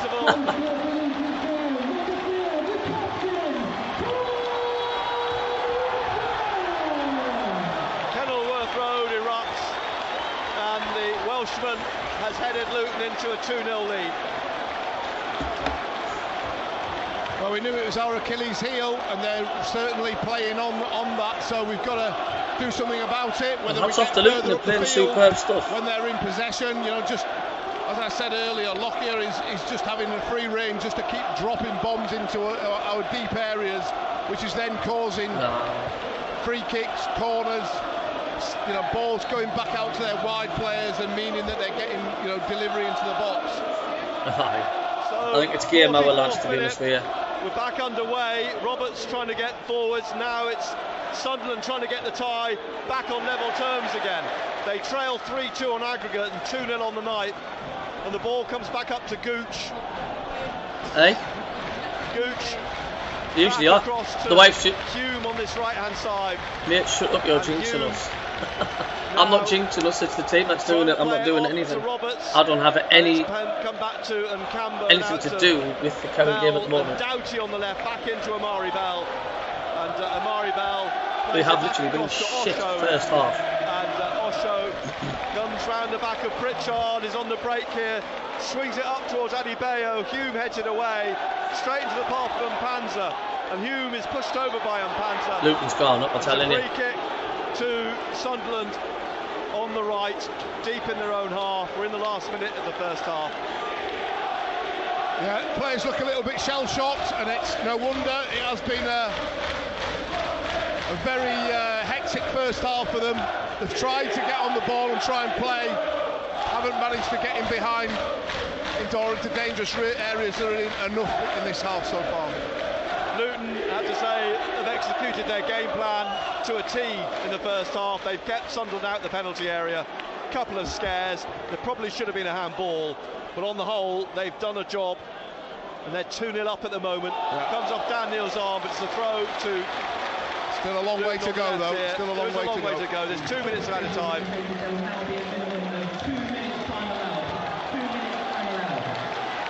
Would you ever do a fan meet and greet? With a throw right down below us here. Doughty down the line, looking for Morris, headed away by Hume. Neal trying to flick it away, gets caught, and it's a free kick to Sunderland. He'll now just want to get into the break, regroup.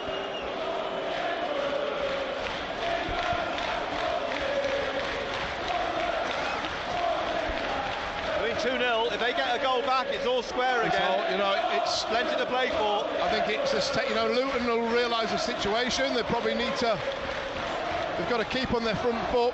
But we've got to, I think we've just got to commit men forward a little bit more to help Gelhard or help whoever's, you know, when we're making those clearances. Someone's got to make clearances into through balls. Ahmad in the centre circle.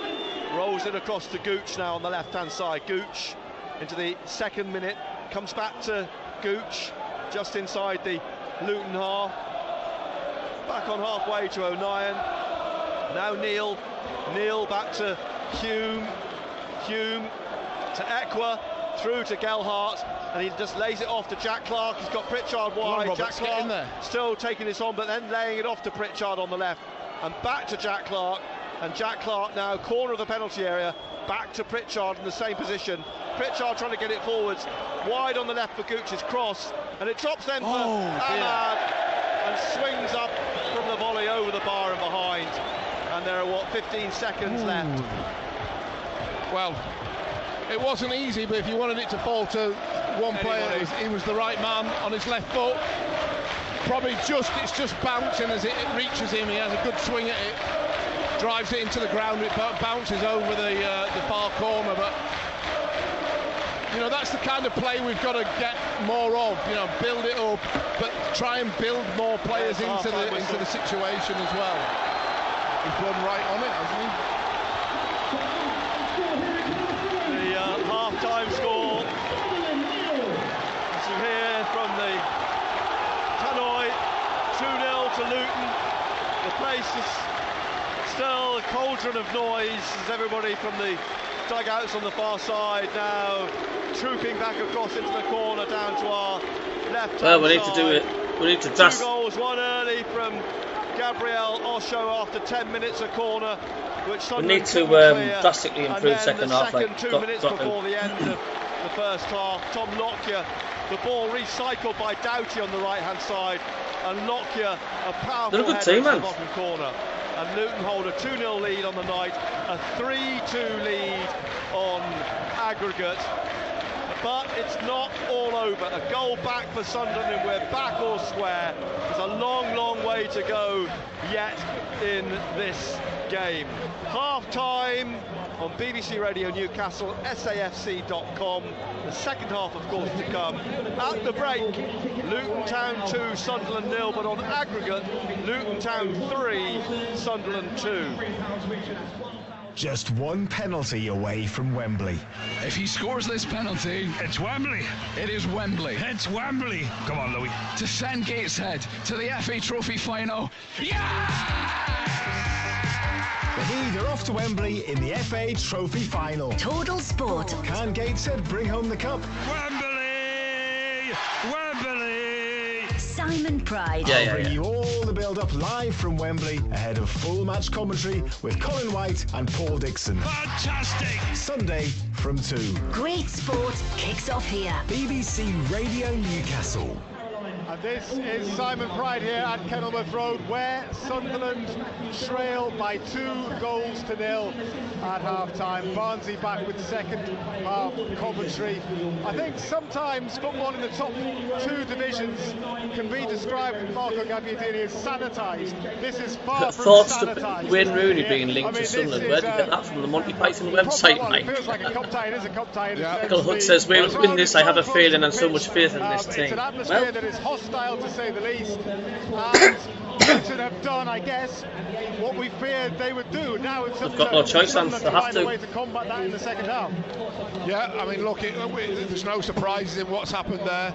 It's direct. They've been more on the front foot. They've probably tackled a little bit hard, got further up the field with their challenges. They've stopped us playing out from the back by committing 5 players to the edge of the box and not letting us roll it out, pass around and build our way up the field. And that's sometimes left us isolated up front, and I think that's part of the problem is when we are getting the ball forward, we aren't getting enough bodies up to support. We've had a couple of opportunities. We've got in behind them a couple of times. Can we do better? Probably.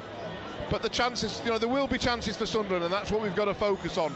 I wouldn't say that Luton dominated that old half. I think they had. Well, I'm ready for social media on Facebook. Spells where Sunderland slowed it down and got their passing going and got in, as I said, into those good areas. We need to get the ball down and play football. Everyone, as soon as it goes new wide. Balls into our box was going Second to be a huge problem, but we need to take the game to them more. It's a recycled Men against boys tonight, we just can't deal with their physicality, sadly. So playing the game into Luton's hands in that first half, challenge for the ball. You know, you've got to work. I hope Mowbray's message is to keep possession and be patient. Where the ball's coming in from further out. A lot of people are just saying bullied, and we've got to work their attackers out so they don't just get they know our weaknesses and their target. There were some physical battles out there. A lot of them are just struggling with the physical side. Is it the case that the more those duels that you have, that's going to suit Luton because they have more physical players, they have perhaps stronger players? If it's that sort of game, well, they're going to win battles like that. And does someone have to find another way, maybe try not to get involved in those little niggly one-on-ones? Well, I think it depends where it is. If it's in your own defence, you've got to challenge. You can't just let them have the ball. So you've got to challenge in our own final third. Up the other end, you know, we've seen Gelhardt have a few run-ins with Lockyer. I think Lockyer's played on the edge a little bit.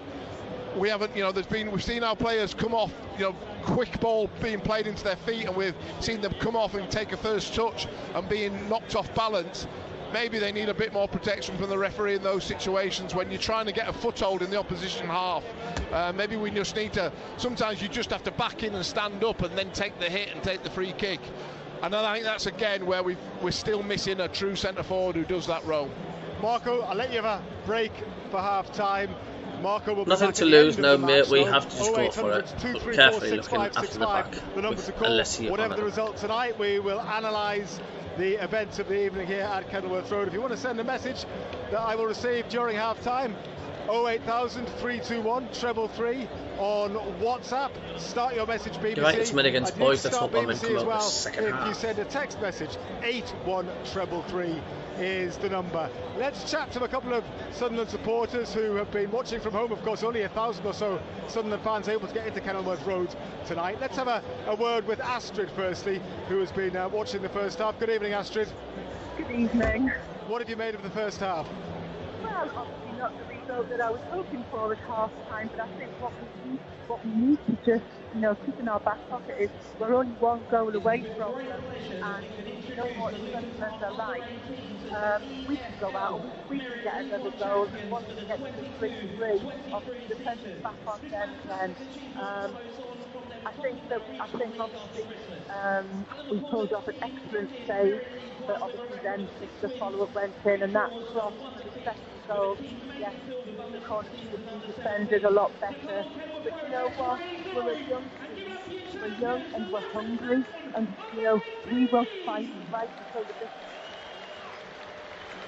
If you, Astrid, were Tony Mowbray having to give that team talk at half-time, what would you be saying? It's going to be difficult for him to find words, really, isn't it?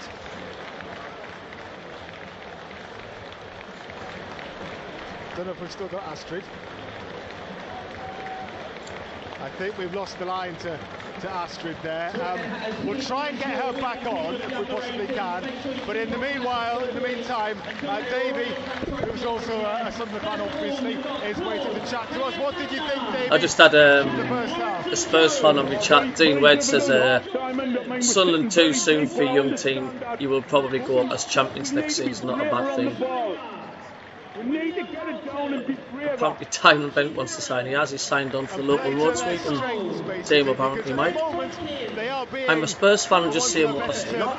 Very, very welcome, Dave. Say what you want, mate. We need to be braver on the ball, and if we lose, we lose, but get the ball down and be brave with your passes. And so that's the message in the second half then, because I think Marco's already touched upon it as well. And Gelhardt, for all the work that he puts in, he's a focal point in a sense, but there is that when Sunderland do have the ball with the likes of Diallo, with the likes of Roberts, Clark has struggled to get into the game.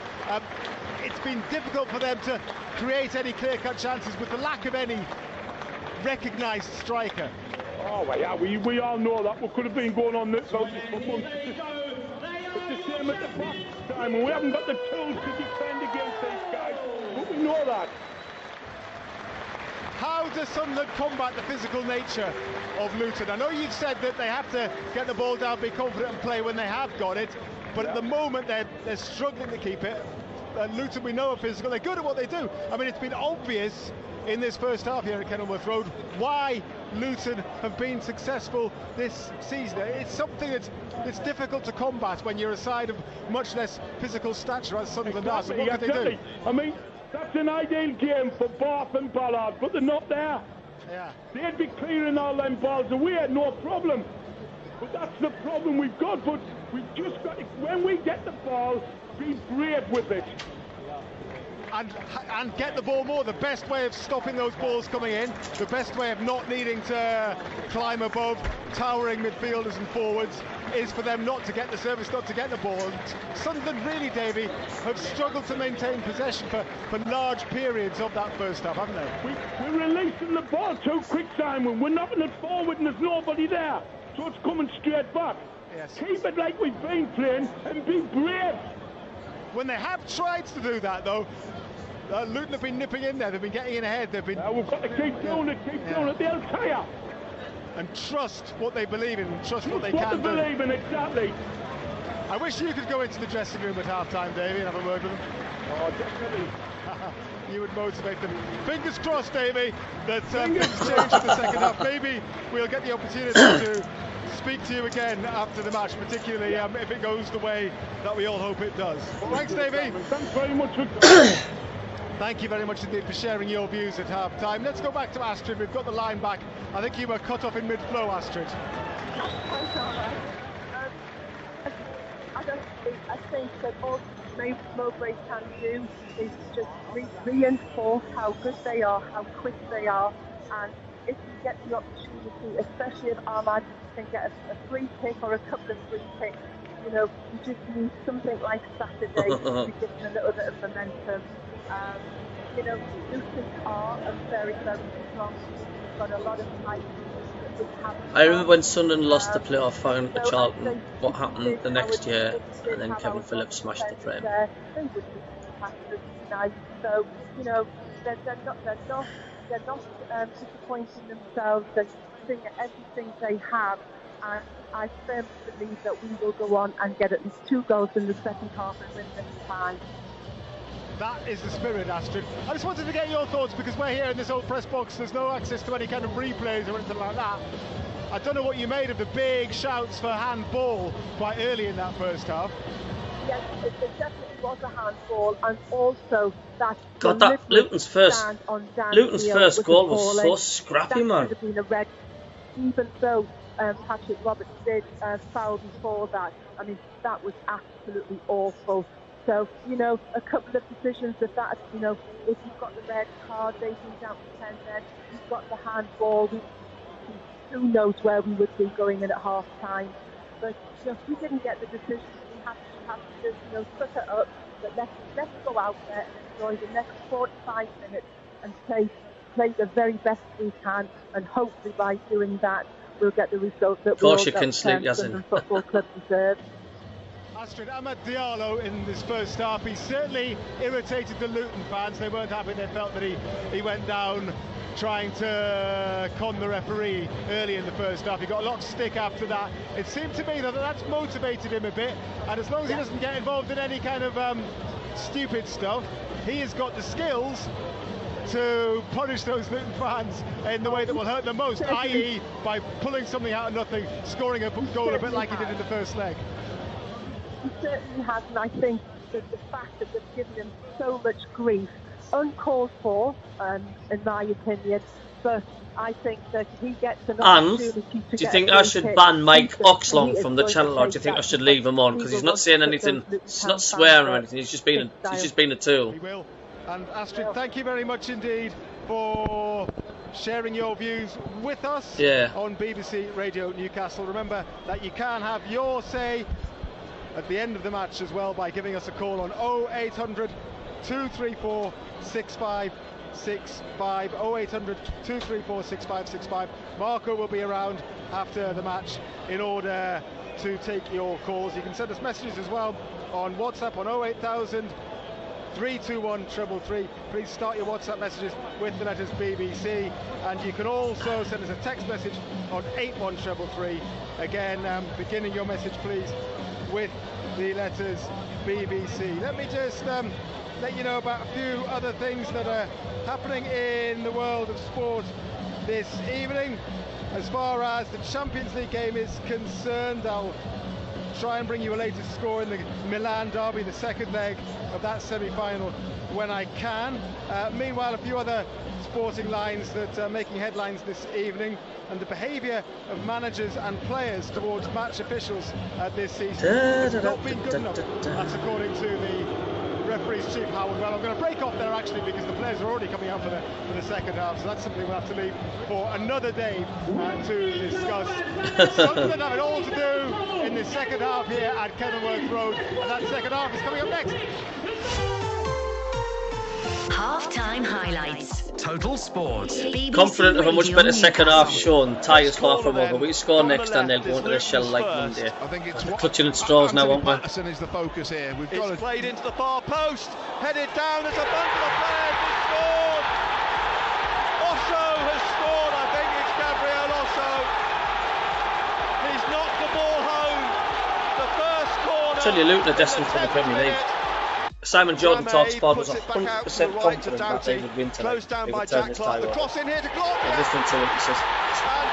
There's no danger at all. It's Luton goal. Beyond Patterson. There's a strong header. There's nothing that Patterson could do about that. With Doughty's ball back in, and Lockyer makes it 2-0 to Luton. 3-2 on. Hello, Pete. Are you alright? The EFL playoffs. BBC Radio Newcastle. No changes at half-time to either team, and I think we can probably Marco, expect more of the same from Luton. Well, you know, they've found their rhythm in what they do. This is a team that's been very successful for the last 2 seasons. We haven't had a shot on target. And one of the most important things as a professional sports person is that you adapt to what the situation is, and they didn't do that on Saturday. You know, Luton didn't do that, but they've done it tonight. You're not banned, mate. You're not banned. You're not banned. We look a little bit lost. There's a couple of players who haven't, you know, Pritchard hasn't really been in it. We haven't got those triangles going that we usually have going, but that's not to say it can't happen. It only takes a moment of magic, and we've got plenty of players who can do that. The old cliche is a second half underway from Simon Hooper, but the next goal is probably it was the same goal as the first half. Get another, it could be game over, but if Sunderland could get the next goal, it's all back, game on. And Simon Hooper in black with Luton in there. Oh, can it? Anyway, second half's on. I'll give him full time, Peter. Cue from Patterson, Jordan. He had a glorious opportunity to punish Patterson then, but blast the ball high into the stand away to our right. Yeah, Patterson got a spinning ball really played back to him, and he's tried to, you know, curl it out of his own penalty box and not really got his foot round it. It's gone off his heel, squirmed into the middle of the field, and was it Clark who comes onto it? Probably should have just hit it first time, to be honest. But he long trip back for Sunderland so far. This spiralled it up into the stands. So breathe again. Sunderland in light blue here, trying to push up to the halfway line. As I was saying before, Jordan Clark got that opportunity. Luton in their orange shirts. Have you banned them from your channel? Orange socks. The ball played up over the top for Gelhardt. Brings it down. Needs some support. He's saying on my channel, he's leans banned. into the He's defender. not banned on my channel. But Lockyer gets it away from Pritchard. Only out to Ekwah. Ekwah wide then to Roberts, and Roberts now dribbling at Doughty, trying to come in on the right side of the penalty area in front of the Sunderland fans, and it's scooped off into. It will be a fairy tale for their fans, Sean. Absolutely. Their third corner away to our left, in front of us, as I say, the Sunderland fans, 1,032 of them. And Roberts will take the corner. It's not this season, next season. They're not the greatest here. Has he gone? Shadows in the corner, but now he's trying to dribble in. Ahmad on the byline, pulling it back, still going, and it's gone behind for another corner. Well, he's made it all the way to the 6-yard, the sideline of the 6-yard box. They managed to finally get a challenge in after he'd beaten 2 or 3 of them, but good run as usual, trying to do something innovative and different. Robertson again with this fourth Sunderland corner from the right-hand side, curled in, not great, but then headed over by Ahmad. Crashes into the advertising board above. Well, it was a good corner from Roberts. If it had fallen to a different player maybe, but probably not Ahmad's strongest suit. He had a clear header really, but a difficult position. It would have took a Mark Hughes like. Can't give you the match link, Yazin. Watching it on Sky. Sunderland could potentially do in the second half. And a few people mentioned bringing on Michu to get a hold of it in midfield, but he's so small, you just wonder if that's going to be effective. As Drame now trying to get into the penalty area on the other side, a block by O'Neill, Drame gets it back down here, and a miscue by Adebayo trying to hook it back over his shoulder. Yeah, it's a poor effort. Get it away, and it's a break possibly, but Doughty slides in, gets the ball on the Fulham line on the far side. Luton Town's are up for this, like they're wanting this more at the minute. You can tell even start the second half. Tugging him about, but the referees let him play go, and Neil leaves it to be cleared by Hume, and eventually up on the right hand side to Ahmad, coming up to the halfway line, and now Roberts ahead of him. Doughty ahead of Roberts. Mike's just said Sunderland will never be as big as Newcastle. Roberts rolls it to Dan Neil in the middle of the Luton half, and now to Jack Clark. And Jack Clark, the overlap from Gooch. Clark will play a shot low, straight to the goalkeeper. Yeah, and the difference is there. We've got 6 or 7. We'll never be as big as Manchester City, but it's not going to stop us following the lads. Of Luton's half, and that's encouraging. You can see what they've said. You've got to get up and support a little bit more. Maybe a few less passes at times. Sometimes you have to be a little bit more direct. Horvath's kick up into the Sunderland half, bounces away from Morris. O'Neill cuts across, Drame's down there with him. O'Neill holds him off, and the ball goes behind for a goal kick to Sunderland. Patterson away to our right. It's like the Sunderland body language on the team. They just look down. What you were saying about the shoulders are down. I thought Pritchard was very, we didn't see a lot of him in that first half. Difficult for him to find a part of an area of the field where he could operate. But we know how good he can be, the moments that he can have. So what do? Do you sacrifice him this early, or do you give him a chance to have a good 15 minutes and see if he can play himself into the game? He needs to find something effective for him to do in the middle. It was like Ahmad in the first leg, not in the game, but then suddenly it changed. Here's Drame down the right of the penalty area, trying to shake off Lyndon Gooch. Pulls it back to Osho. The cross headed out by O'Neill, and Jack Clark looking to break on the left, but it's been cut out by Osho. Lockyer swings a ball up to the edge of the Sunderland penalty area.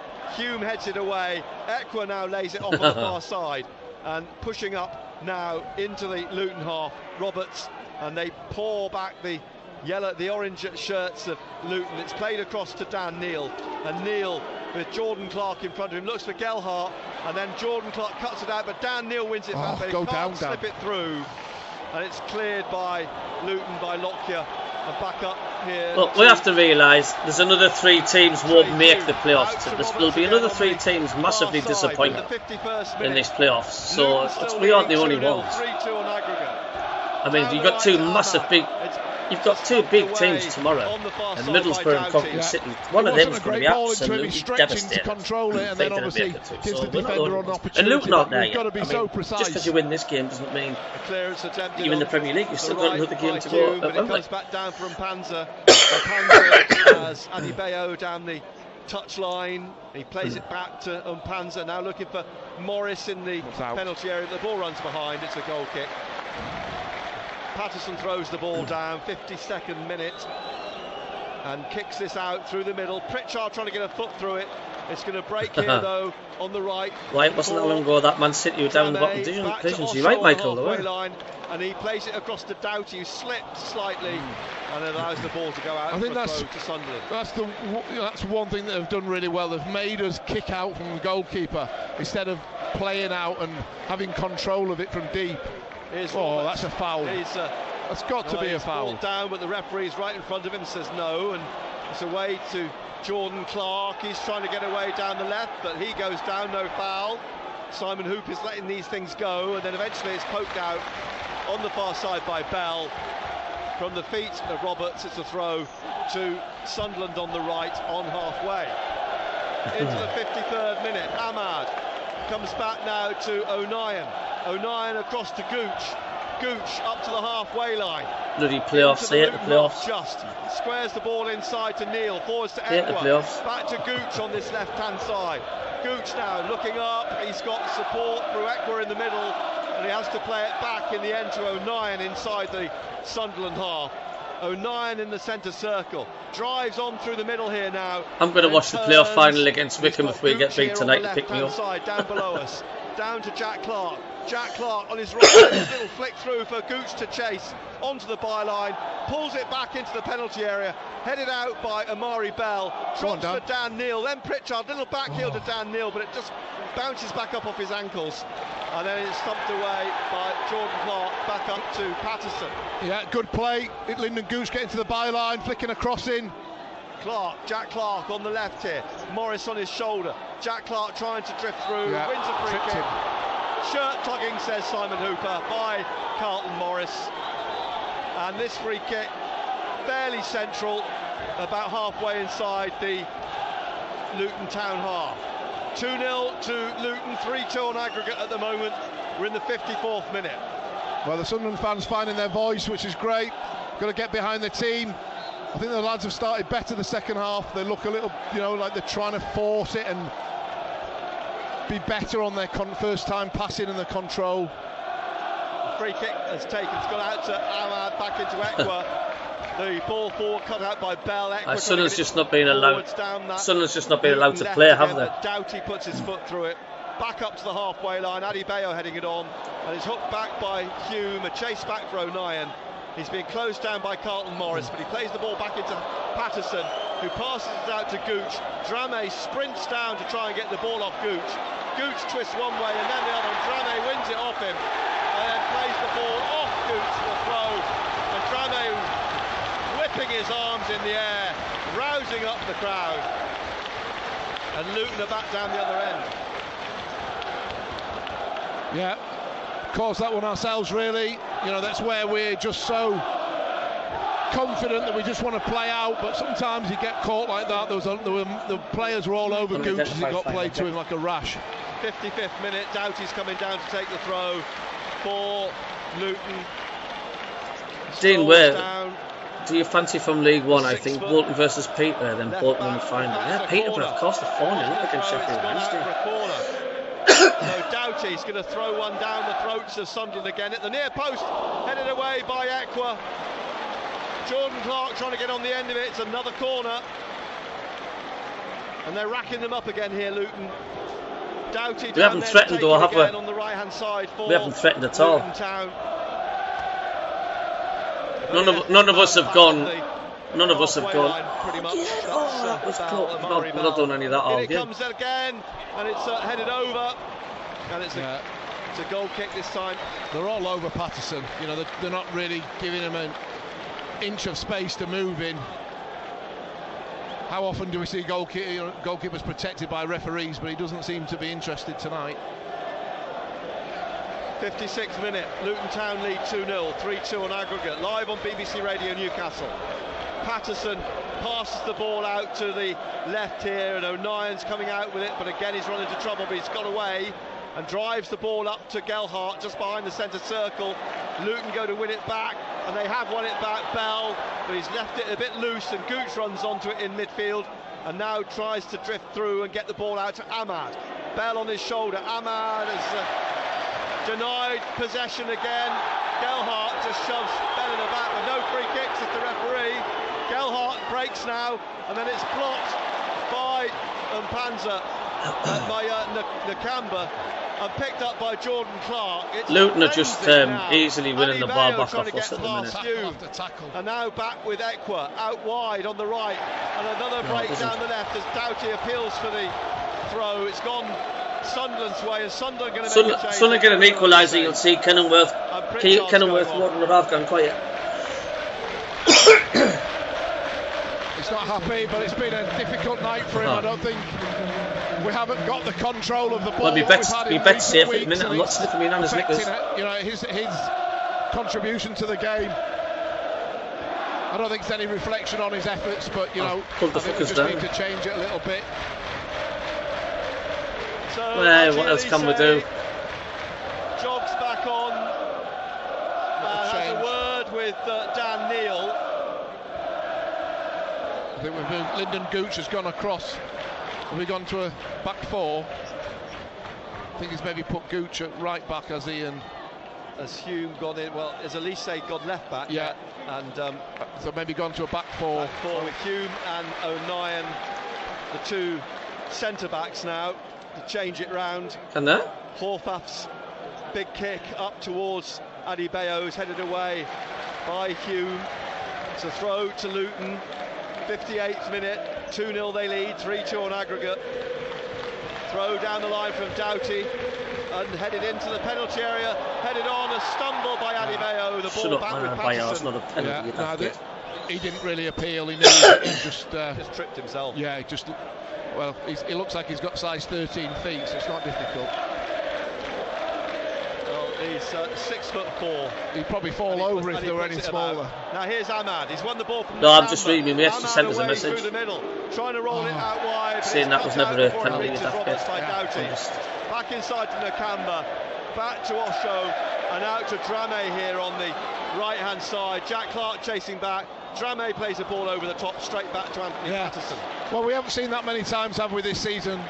Ahmad just completely giving the ball to the opposition, a poor pass. We've not seen it very often. Ekwa to Dan Neil and out to Jack Clark on the left here, just inside the Luton half.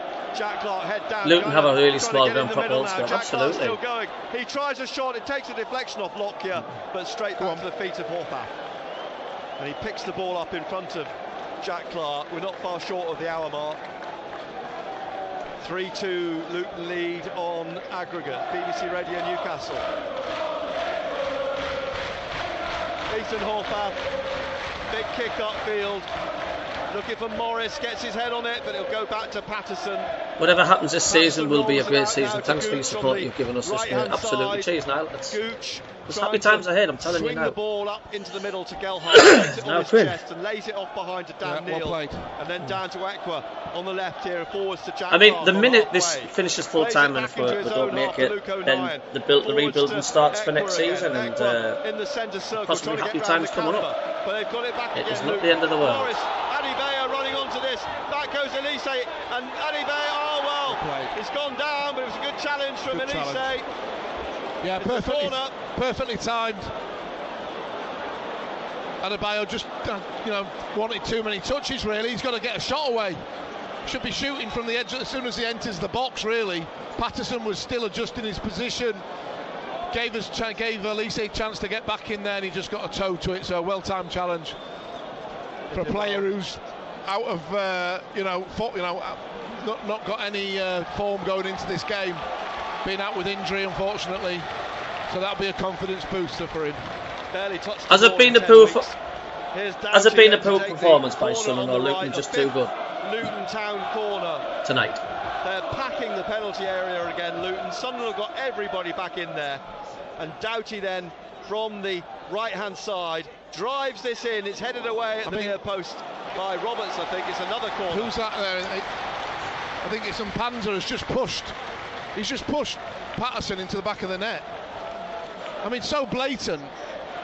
He didn't even try to disguise it. He's just completely looked him in the eye and pushed him in the back of the net. 61st minute, Jordan Clark's gone across the left-hand side now to take this corner. Places the ball down below a clock installed in the wall above the corner flag, and with his right drills this in, and it's headed in by Adebayo and comes back out every goddamn corner they get. Osho was trying to get it back, but it's been cleared. It is a poor performance tonight, Dreamer. Absolutely. Lifting one up to the edge of the penalty area again, headed up by Gooch, and down it comes on the left-hand side for Doughty, trying to get it back into the penalty area. It's in the air. Well done. Has Sunderland just run out of gas, do you think, this upfield, lads? For Ahmad, and he's beaten in the air by Bell, or by Nakamba. Comes back. I mean, that was an immense performance against West Brom, Preston, immense performance against Luton. They've done amazing in the last 3 games. To Ekwa, back to O'Nien, and O'Nien taking this into the centre circle and rolling it out to Elise on the left-hand side here, and Aji Elise out to Jack Clark. Digs it back out to Neil, back inside to O'Nien, through the I'll have to Google it later on. To Gooch on the just after Bannerman. And are they making another change? Sunderland's that Mishu. Can't quite see. Getting ready. It's so dark over there, I can't see. I'm a Newcastle fan. I really hope Sunderland pull it back. Love to see them back in the Premier League. Thank you, Thomas MC. Roberts still going in the D. A low shot, dragged it wide. Wanted a corner, it's a goal kick. It's a lovely run. He's fighting with defenders and he's running across the field. Goes past the 18, the edge of the 18D, and then managing, you can see what he's trying to do, cut it back to the goalkeeper's left-hand post. Gets too much of it, really. They'll put Michaud on. They want to get hold of it in midfield. It's a goal kick. So the season's just not good. Give enough for only won 18 games. We've had a good season. Probably desperately trying to get a free kick in a dangerous area there, but they stayed on their feet, did their job, and not giving us a chance of a moment of magic again from Ahmad or whoever fancies Here's the change. It's Gelhardt's going off. Yeah, done well tonight. He's got, it's been a difficult job for him, but he's brought a lot of ball down and won a lot of challenges. No. 64th minute. Even if Luton get the Premier League, there'll not be many teams getting points at Kenilworth Road. I can guarantee you that. It could be. Luton lead 2-0, 3-2 on aggregate in the 64th minute. As the ball headed on again for Adebayo, on the shoulder of O'Nien, down the left of the penalty area. And bear in mind, O'Nien's been booked as well, so he's going to be very, I don't suppose he's worried about it, but it is something. I hope not, do, but I think it'll be Leeds, Leicester, Southampton. Osho gets the ball. I like Everton down and Leeds to steal. Swings it to the left of the penalty area, but through and out for a goal kick. Yeah, it's an interesting battle because Adebayo there there's a ball gone down the channel, classic balled into the channel, and he's got his body in between the ball and O'Nien, but he's using his body and his arms and he's got arms like a kite, the massive wingspan, and holding O'Nien off. So it's going to be the classic two balls on the pitch here now. All right, here we go. The ball went into the bank on the right, away to our right, and it's now, as the new ball is called for, the old one comes back. But Patterson's got the ball now and passes it to O'Nien, out to Dan Neil on the left, and Neil is going to try and bring this out on the left. On the plus side, and he passes it on to Jack Clark, who tries a little. On the plus side, there's a 3-hour omnibus special of Coronation Street tonight. For a throw to Luton on this right-hand side, right down in front of us here. Elise chases back, grabs the ball, then drops it, and Gabriel Osho comes over to take the throw, drying the ball off. Lauren Duffield says they've made it sound like a fortress tonight. They've not shut up all night, to be fair. Fair play to them. We do exactly the same as our reverse leg. You wouldn't be able to hear ourselves speak with 48,000 shouting. Dan Neil now with the camera and supporting the team at home, why wouldn't they? Absolutely. And Panzer gets up to Carlton Morris, barged by O'Nien. It's dropped for Adebayo, and Jack Clark's won it back, tries to get away from Panzer. He's got it. Michaud trying to win it off him. Ekwa does, and the foul on Panzer in the end. Well, there could have been 6 fouls there, but the referees let them all go, both sides. And then he decides to give one in the end to Luton, which is a bit of a shame. It was, again, another frantic exchange. The ball's only moved probably an area of the pitch of about 5 square yards, and there's been 17 tackles in 5 seconds. It was, that sort of sums the game up. 2-0 Luton, 3. What's your thoughts, lads, on the match so far? Are you confident at all? We just need that one goal. That's all we need, just that one goal. Are you confident? Headed out by Trey Hume, and now there's a chase over on the far side. Doughty trying to get to it, being held off by Gooch. It's gone out. It's a throw to Luton. And Doughty takes this in front of the Luton dugout to Panzer, back to Doughty, back again to Bell, and into the middle to Lockyer. Lockyer at the back of the centre circle, drills one up, looking for Adebayo. Down goes Gooch, pushed down by Adebayo. Free kick to Sunderland at the edge of the Sunderland penalty area. Yeah, clever play from Gooch. He's got his, he does it well, as I said earlier on. He gets his body. Yeah, don't forget, lads, click the thumbs up. And Adebayo, as I said earlier, his arms and legs are everywhere. He's very physical. Subscribe. It doesn't cost anything, does it, Dan? And I'm not complaining. I like it. if you had our shirt. Trying to get forward. Ian Smith, our former rugby union commentator, listening tonight with wife Kath, big Sunderland fan. She's miserable. Are you a Mandego Sunderland fan? I can't watch it, mate, listening to the radio. I thought you would have gone for Leeds to steal with Big Sam. I hope Leeds do still. I just can't see it. Dean Webb says, I think they're more goals. We're in the 68th minute. The throw hangs in the air. Michaud Neil wait for it, and Neil gets it and plays it across to Gooch at the edge of the area. He's closed down by... He's not had a clear-cut chance all game, and eventually the ball out for another Sunderland throw on this left-hand side. There's no quarter being given by Luton. They've got their noses in front, and they seem pretty determined to stay there. Elise with this throw on the left-hand side. So a few twists and turns yet, struggling to get in the Luton half. Lauren Duffield said was always going to be the hardest game of the playoffs, even if we got to the final. Borough and Coventry would be also very, very difficult. Of course it is. I mean, gets the header away in the end to Drame, though. Third, fourth, fifth and sixth teams, you know, the decent sides were there for a reason. Wide down the left, away from Doughty though, and out for a throw to Sunderland, deep in the Sunderland half on the right. Lyndon Gooch will take it, and in the 69th minute, just over 20 minutes left.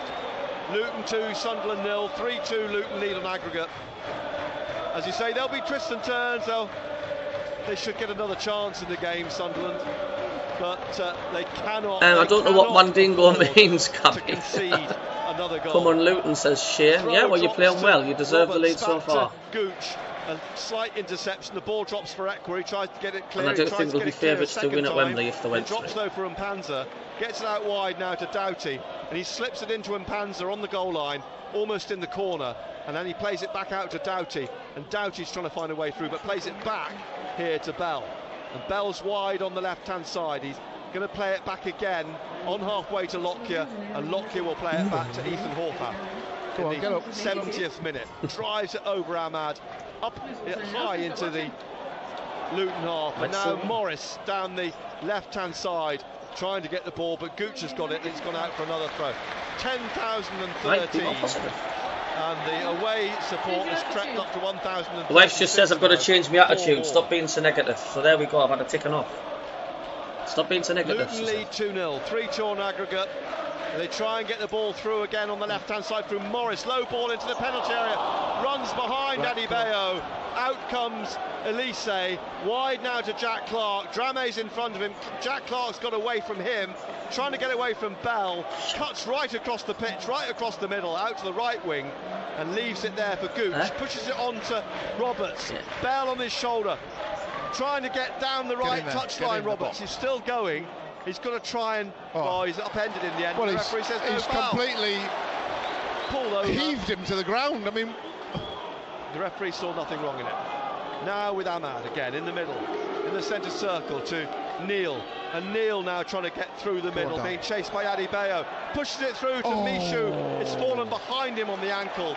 And out it comes on the right-hand side to Drame. That's inches. I mean, if that hits the front of Mishu's foot, he's playing a 1-2 with Neil into the box. Great header away by O'Neill from Adebayo. Come on, lads. Adebayo's on the floor, nursing his ankle. Ekwa leaves it for Hume, and Adebayo's just sitting in the... To be fair, they didn't play the ball out for us not going to put it out. Here's Mishu and Neil. Neil out to Elise. Adebayo getting himself up on his feet. Jack Clark back to Mishu. Elise back to Mishu. Inside to Dan Neil. Neil now left of the centre circle, squares it to Gooch. Forwards to Ahmad. Roberts is wide. Roberts in front of Tony Mowbray. Roberts leaves it, gets it on the halfway line, turns. Trying to get forwards, loses it. And now Doughty through to Morris. Morris down the left. Hume's in front of him. Morris is trying to cut in past Hume on the left of the penalty area, and then forced out by Ekwa. And Ekwa trying to dig it out from the that's got to be a free striker kick, on the floor. He's got back up on his feet with the ball, down into the corner, and he won't give up. And eventually it's put out for a throw to Sunderland on the right.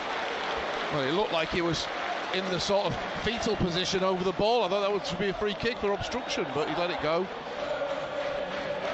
Sunderland's tempo is good, though. You know, they're having a go, they're getting numbers around the ball. I'll tell you what, here's Ahmad. The last time Sunderland didn't score was against Burnley. Ahmad slips over, out to Lockyer, squared inside into the D to Drame, and back to the goalkeeper, who's had really nothing to do in this second half. Oh, I've got to listen to friggin' Simon Jordan having when I come back to work tomorrow. Make a double change on the far side. He won't be shutting up. Sunderland are still in it. The fans are behind the goal are desperately bidding Sunderland to come further up the field and confront them, play a little bit more in Luton's half, but easier said than done. Ali Bayo inside the penalty, looking for Mpanza, but Sunderland get it away. Hume whips it back to O'Nien, out to Elise here on the left-hand side. He sprints up towards the halfway line, checks, plays it inside. I think it's Huggins and Barr who are coming on. Here's Neil, Mishu in the centre circle, then to the left to Elise. A better chance of sleeping with the Teresa than that happening, I think, at the minute. In the middle, Dan Neil now through the middle to Ekwa again, back to Neil. Neil rolls it out to the right hand side. Gooch now, can he get out to Roberts? They're just shutting the door on every passageway. They're just shutting the door constantly. And here's Ahmad forwards again. Roberts and out wide again. Ahmad gets it from Gooch. Ahmad back to Dan Neil. Dan Neil back to Hume, forwards to Neil, and Neil plays it back again to Hume in the 74th minute, down to Ahmad on the right hand side. Ahmad inside to Neil again, who's tackled. Mpanza has the ball. Mpanza trying to get away over the halfway line on the left, but Sunderland win it back. Ekwa has it, rolls it into Dan Neil on the centre spot. I think we've just run out of wide. Here's Jack Clark. We've run out of steam. I just think we've run out of steam. Jack Clark trying to get to the goal line, then checks and comes back. The effort the lads have put in. He's got Elise behind him, slips it into Mishu, and Mishu loses it to Morris. And Morris loses it to Dan Neil. And Dan Neil now back to Luke O'Nien. Back to O'Nien. O'Nien, short pass to his left to Dan Neil. Neil back to Ekwa. Ekwa at the edge of the centre circle. Closed down by Nakamba. Gets it to Neil. Down to Jack Clark on the left, the corner of the penalty area. Oh, he's fouled by Drame. If Sunderland do come back and win at Wembley, how do you think they do in the Premier League? Well, look, I think we've just seen in the last few minutes a little shift in Luton. They've just gone on their back foot a little bit. They've if Sunderland do win, they have the fans to fill Wembley, and haven't quite got to their tackling. Fill Wembley and beat Barrow. As we talked about the game on Fortunately, Saturday, it's nothing to do with the fans. To work it's the team at the on level the pitch. they have for 90 minutes is difficult. Be interested to see if they make any substitutions as well. Well, 75th minute, 76th minute now into Jack Clark over this free kick. Dan Neil's just behind him. A couple of yards out from the corner of the penalty area on the left-hand side. Neil runs into the penalty box. Jack Clark over it, right arm raised briefly. Jack Clark drills it in, it comes off Drame. Back out to Lyndon Gooch, squares it now to Ahmad. We'll get a goal. The place will be shell-shocked. Now taking on Morris, trying to get into the penalty area. Flicks it back to Ahmad. Ahmad into the penalty area. He slips onto his backside, and then it's picked up by Morris, who just drives it back up into the Sunderland half. Sometimes you just have to accept you're playing a better side on the night. Luton, it's like a tide of orange racing up the other end. Patterson out to Neil. Barr and Huggins still waiting to come on the far side. Neil plays it back across to Hume. We're in the 77th minute. Luton Town 2, Sunderland 0, 3-2 Luton lead on aggregate. BBC Radio Newcastle. And a reminder, we'll be taking calls through to 10:30 tonight if we don't go into extra time and penalties. It's still a possibility. Neil tries to get the ball out on the right hand side to Roberts. Roberts now dribbling onto his left foot, and he tries to shoot. It sails over the bar behind, and we will see Barr come on, I think, now. Well, we've seen him do it so many times. Hey, I wonder why Gary Bennett get the precision that he desired, but I think there are signs Gary Bennett's that not on radio gaps Newcastle. opening up in that defence if we can keep possession. Dan Neil's quite influential at the moment. He's picking the ball up in the middle of the park and trying to just little probing passes, little 1-2s, just trying to open up the heart of the Luton defence a little bit. Well, they've held up the board with a 2 and a 17, but they haven't held up the board showing us who's going off. Yeah, if we get a goal now, Luton will crumble. It's a fact. Like, if we score, Luton will crumble.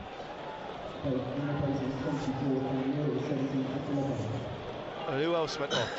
Who was it? Gooch? Gooch, I assume, because it's a right back, but Come on, ref, what we're doing? Well, the fourth official was the one at fault because he didn't show the numbers. He only showed one number. But they're taking a fuel break. And they're having a little break. And yeah, it's good because Luke O'Nine's now got the captain's armband. Showing a picture of the Sunderland fans. They've got defeat written all over their faces. 78th minute.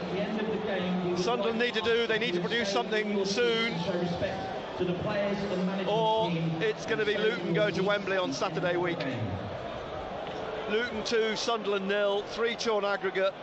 A kick from the keeper Horvath down the left wing. Adebayo trying to come in past Roberts, does so to the goal line, but he loses the ball. Soon tell you. Cleared only as far though on the left as Morris, and he leaves it for Doughty on the touchline. He dinks it into the back of the penalty area. Jordan Clark just nodding it into the box, looking for Mpanza. I'm trying to think which match to watch tomorrow. I mean, Coventry Middlesbrough, Champions League. Sorry, clears it away on. Oh, it was right in the first time. It was Ekwa. And up towards halfway now.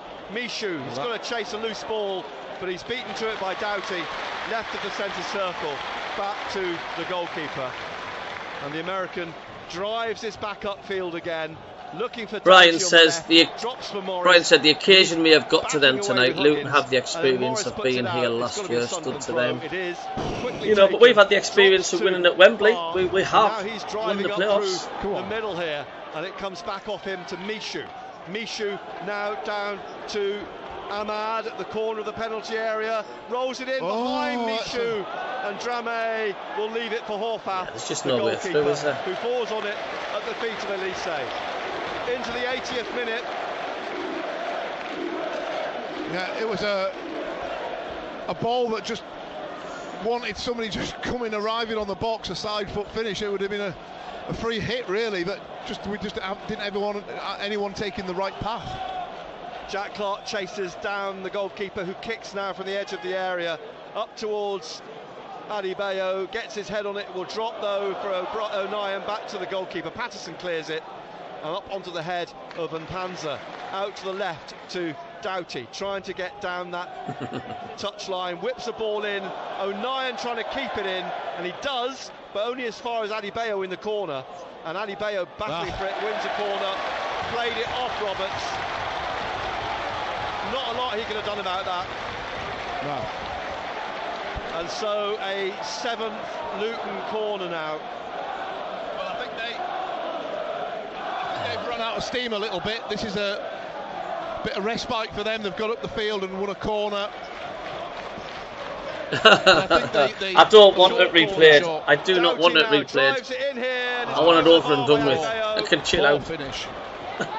He had time to control that. He'd come off. I think we just knocked off a little bit there, haven't we? So go to work tomorrow and feeling chilled out. That's it, relaxed. The final 10 minutes, trailing 2-0, but only one on thank aggregate. God. And we're in the Championship next season. Extra time. Barr now trying to get away on this left-hand side from Osho. Elise slides in, gets the ball away from Jordan Clark, plays it off the back of Barr, comes back down for Morris.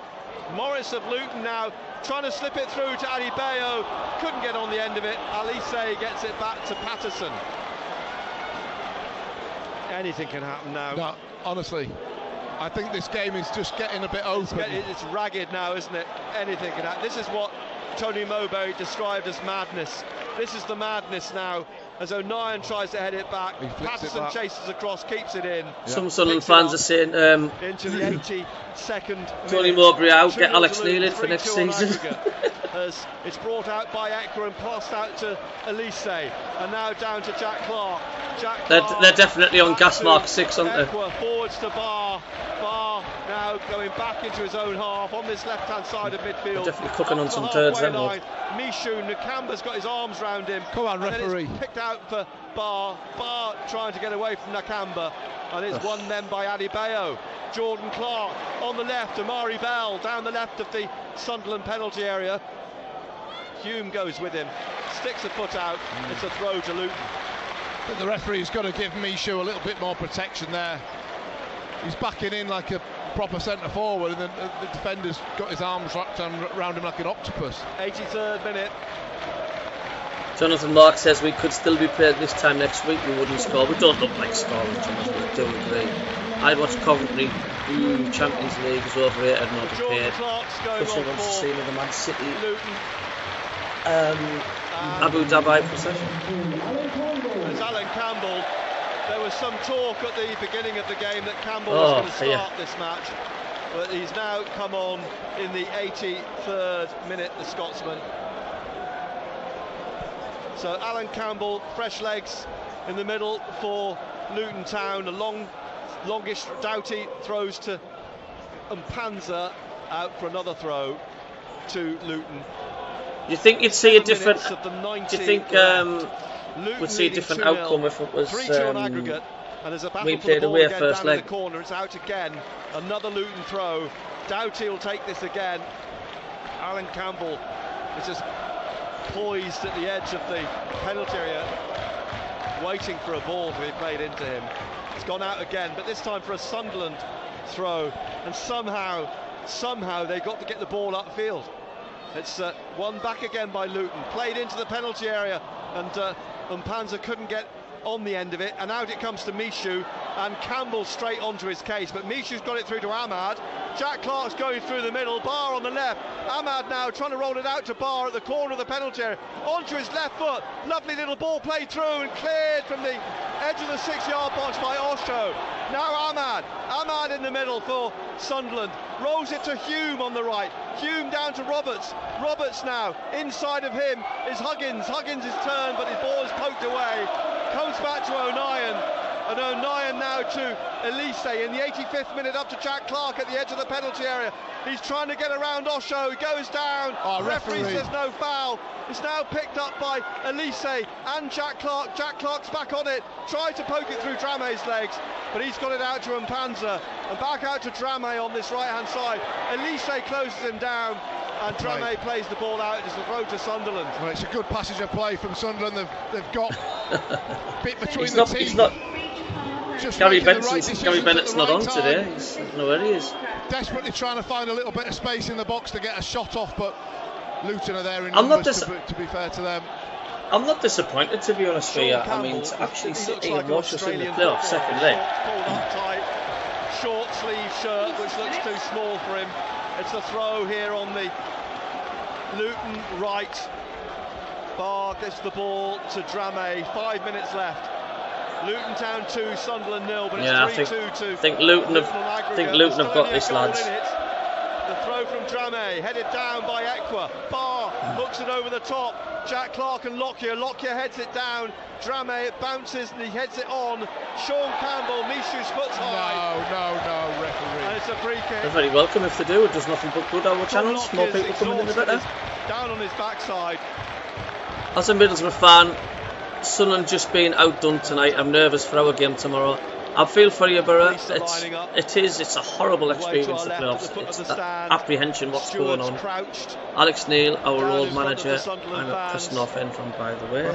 Evan Horfer. Strange reaction. How many police do you need? I mean, that's there's more policemen than we've got in that away stand. What's going on there? They're all marching along the back of the stand. Horfer with this free kick. It goes up towards the edge of the Sunderland penalty area, and it could drop for Doughty, and he drags his shot across the face of goal and behind for a goal kick. 87th minute. Sunderland, they've just got to throw it at Luton.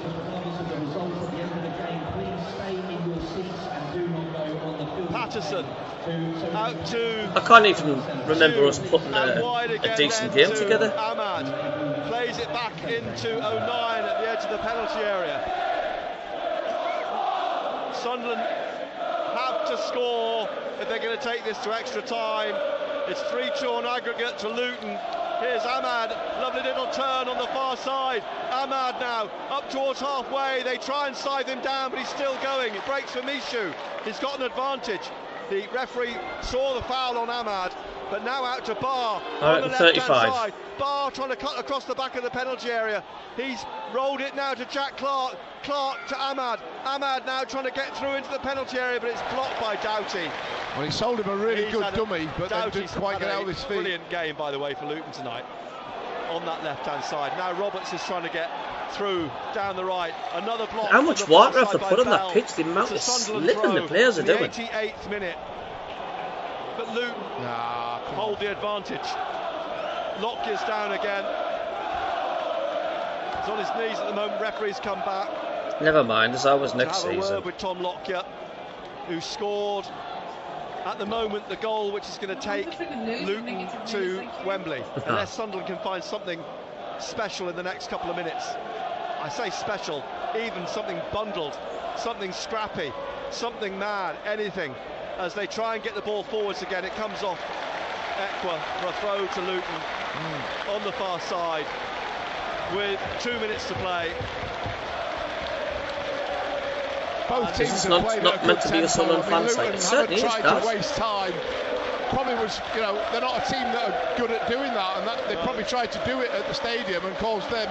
No, it's to say this channel, I think, has been pessimistic. I'm just reporting on the match. I'm just being truthful. We haven't done much this game. It's all been Luton. I'm not going to sugarcoat it or lie and say Sunderland deserve to win this tonight, because I haven't. Of course, it's a Sunderland fan, but I've got to report. Back to Equa on the halfway line. Now to Jack Clark, and Jack Clark taking this on, taking on Campbell, onto his right, onto his left, poking it out to Barr on the left-hand side, but Drame hooks it away, and O'Nien has to chase back. Barr's back up on his feet, and Panzer's coming to close down O'Nien in the 89th minute, and Patterson now has the ball and lays it off on the right to Hume. Hume closed down by Adebayo, trying to get it up to Huggins, but it's try supporting Spurs. He plays it to his left to O'Nien. Campbell gives chase. No, I'll let you off. Up to the halfway line, out to Barr on the left. We're in the last minute. Through now to Mishu. Mishu through on the right here in midfield to Roberts. Roberts is going to shoot, and it crashes off. Well, the advertising board of Noble Solicitors. Phil Louis Dreyfus there with his old Sunderland badge top on. We've got 30 seconds left at the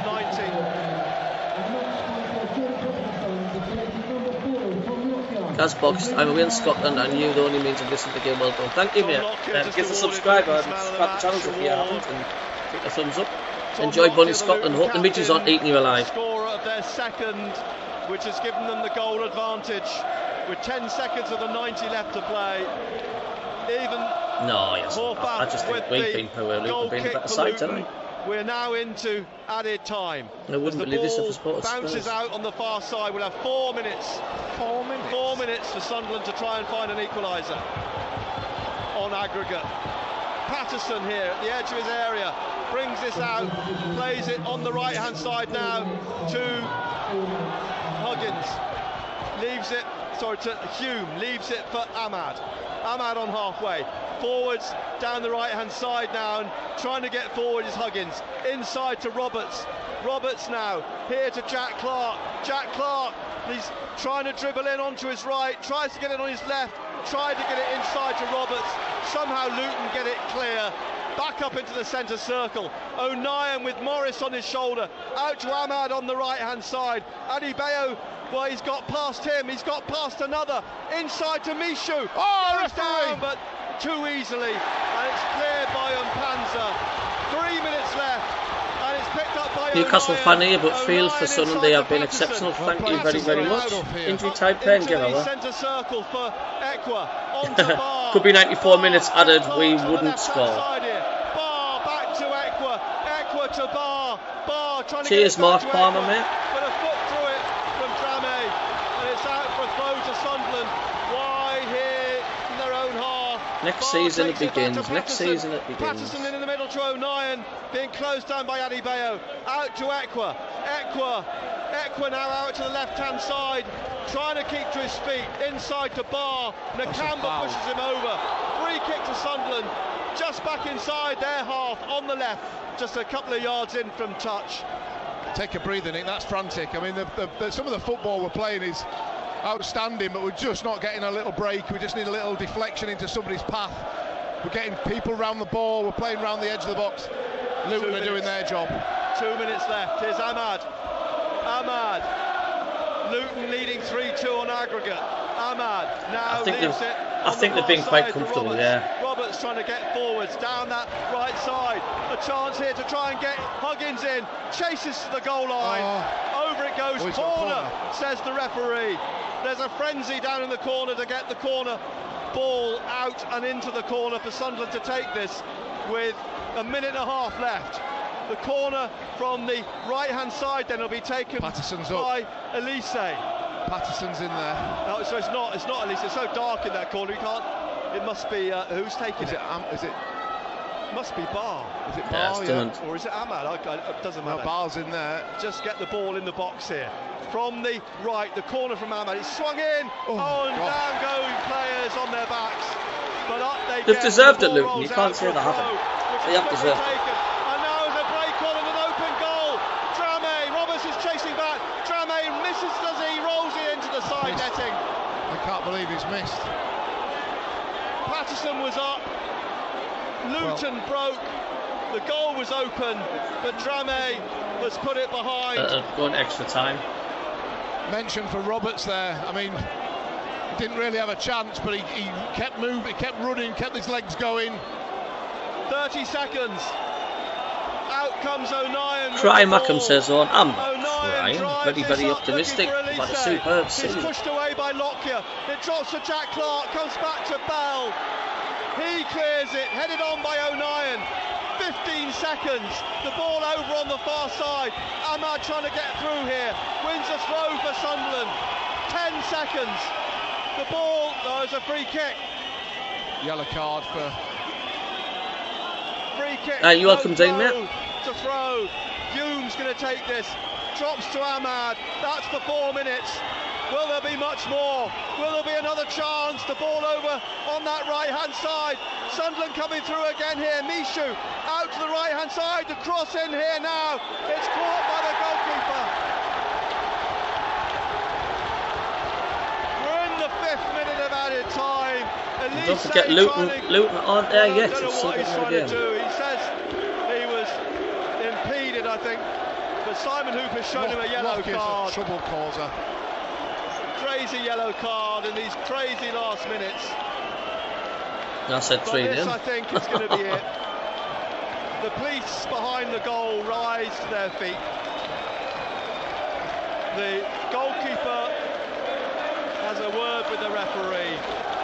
That's 5 minutes of added time.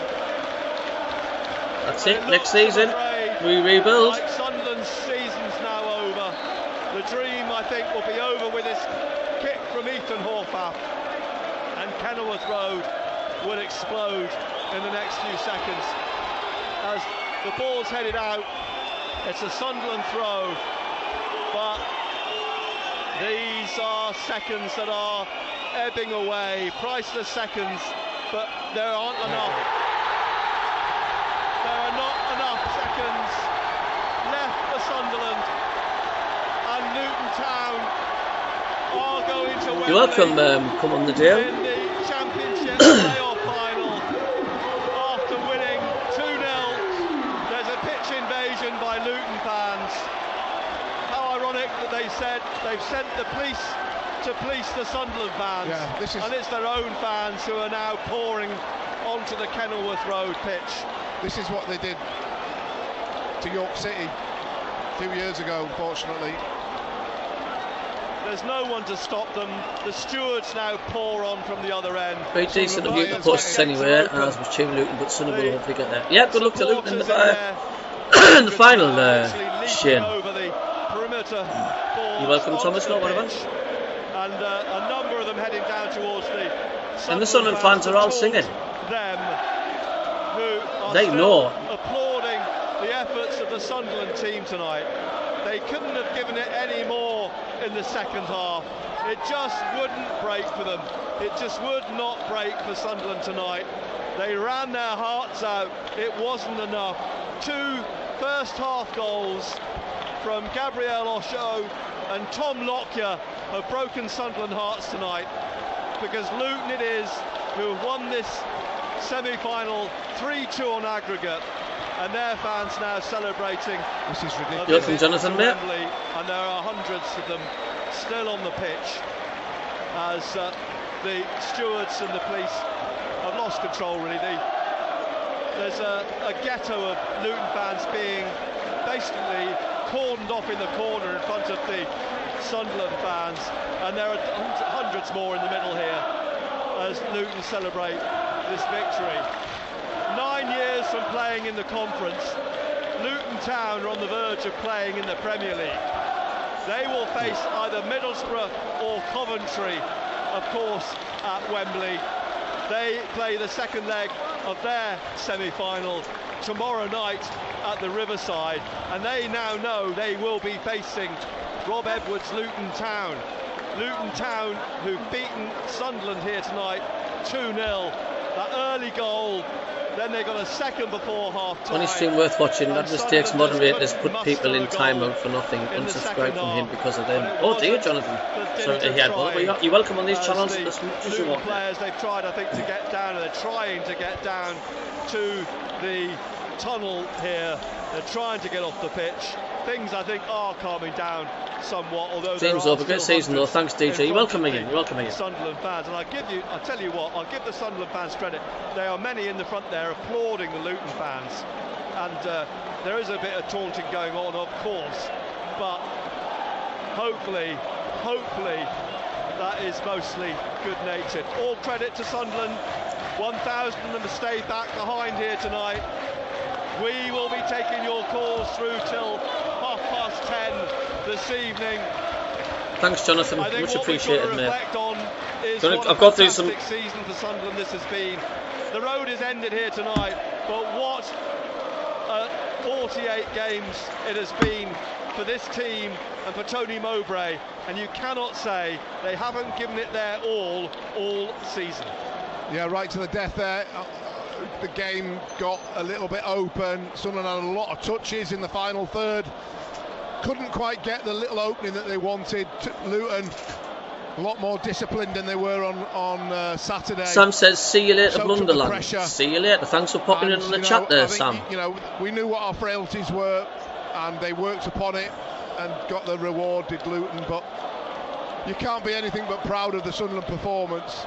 Every player that's come off the bench tonight has tried to make a difference. All the players who started, they haven't, let themselves down in any way, shape or form. It's been an incredible season of setbacks, really, and we haven't really, because of how the team has reacted and kept moving forward. I think that will be in the aftermath what we will have to reflect on. But Tony Mowbray and his staff, all associated with the club, can take great pride in producing performances which the supporters have been proud of. A sea of Luton fans on the pitch. They are now, like the tide, just rolling back towards the Luton end. Ashley Piggott says, as a Man U fan, it's glad to have Diallo back. We aren't loaning him back. Well, you can have him if he plays like he plays tonight. It was shite. Flares that have been thrown by the Luton fans on the pitch, but it's largely good humour down on the pitch itself. There are families down there, actually. I can see young kids with their mums and dads. My mate Brett just says, we will get promoted next season. We have the Newtons on unstoppable side. Left-hand side. And people now just revelling in this achievement from Luton Town, and you have to say it is an achievement. I mean, whatever your thoughts on the club, they average 9,500 every week, and now they're on the verge of the Premier League after only 9 years in the Football League on their return. You're welcome, Dreamer. The conference. It's been some semi-final, both games. Yeah. They've both given their all in both games, I think, really. He's your best player. Yeah, just joking. I mean, we were in that. We were in that right. And Matt Jallo's been absolutely immense. But I'm being truthful. It was a fragile lead that Luton wasn't existent tonight. We had again. The whole of the Sunderland team was non-existent tonight. Get back into the game and start to have a foothold in the game. I've got some social medias if you want us to go through some. You'd have to say they were a shadow of themselves, of what we saw tonight on Saturday. We made them. Yeah, they did what they had to do. Bullied us too physical and the game too far, but we'll be proud of the lads for next season. The game too far for a patched up team. Done amazing to get where we are, but we're still absolutely massive, and that's all that matters. Best team we've had in a long time. Our Achilles heel, as I mentioned earlier on, and then it's hard to fight back from that. So now Luton celebrating as you'd expect.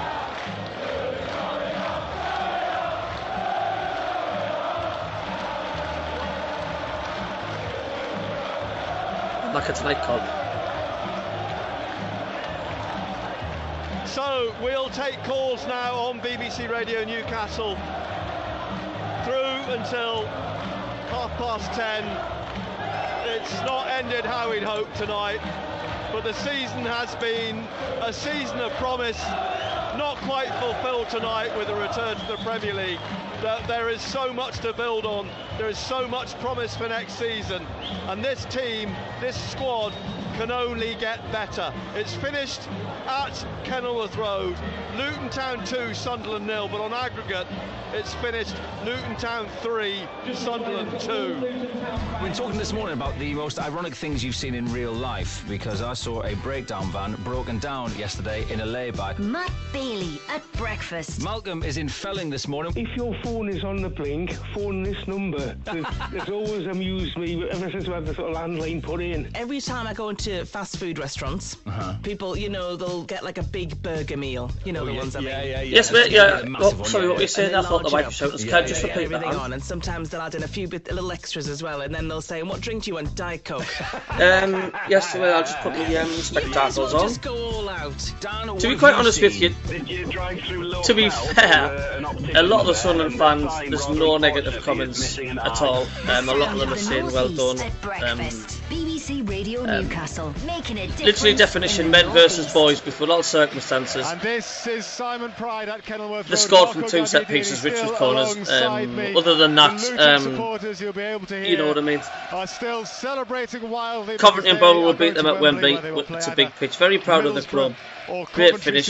Look, without going on too much, the majority of the comments are just saying well done. It's been an amazing season. Christ almighty, would you have took this when we just entered this season, entered the league this season, would you have took second playoff match? Waiting as well in the away end. I think they're probably hoping that the pitch will eventually clear, and actually the Sunderland players might get a proper chance to come and thank them for their support through the season. We'll see what happens there, because at the moment, well, the Luton fans aren't going to move from the pitch despite being asked over the public address system, so we will see what happens there, because I'm sure that the Sunderland players and Tony Mowbray would like to be able to come and thank the visiting supporters as well. Listen, if you want to have your say, if you've just been watching the match on TV or listening to our commentary here on BBC Radio Newcastle, well, you've got plenty of time to give us a call and have a chat to Marco and myself. 0800 234 6565 is the number to dial.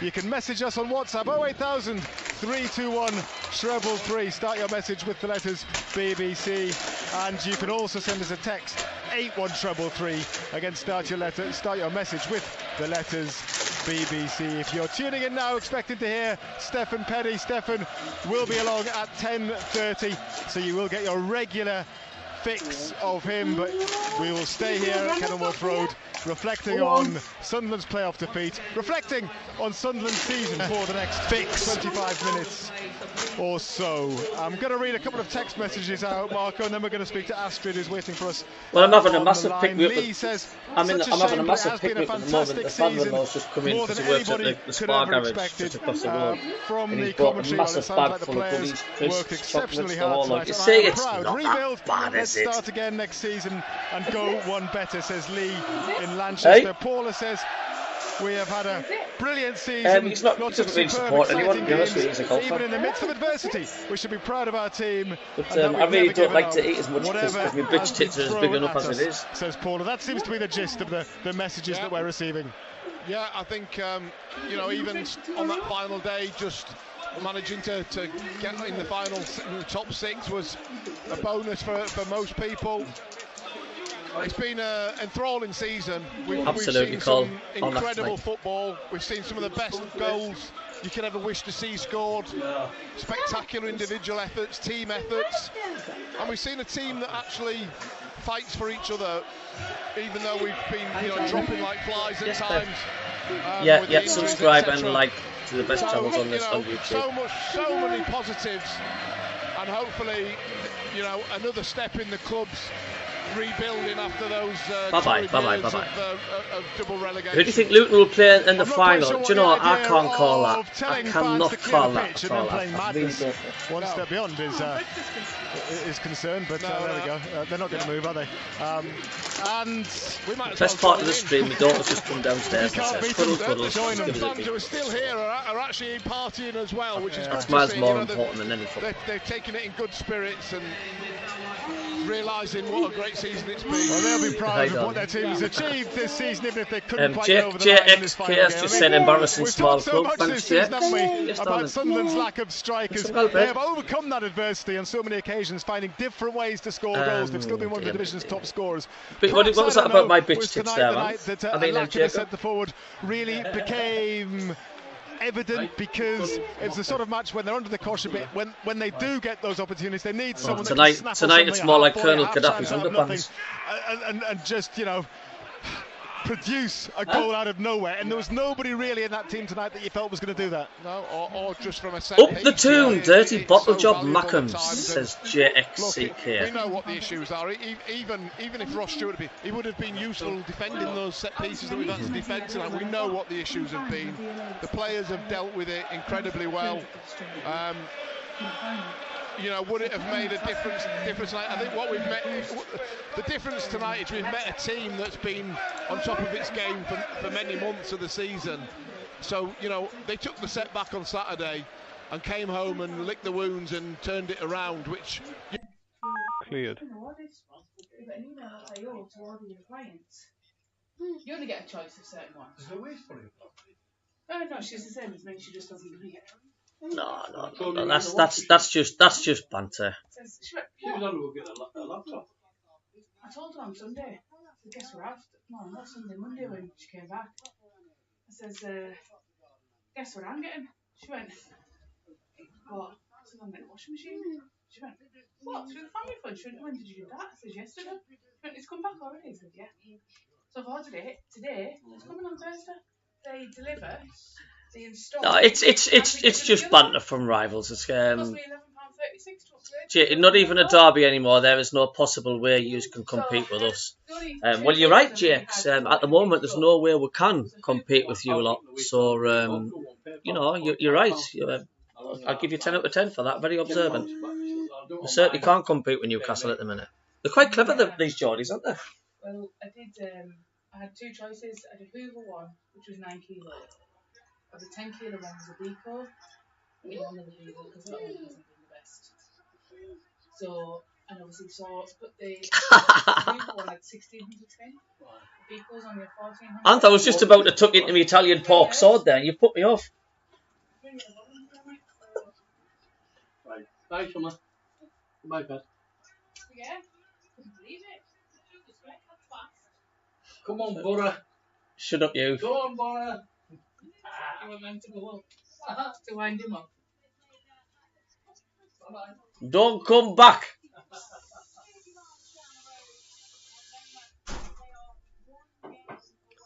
You done those rabbits, Stu? I'll go out.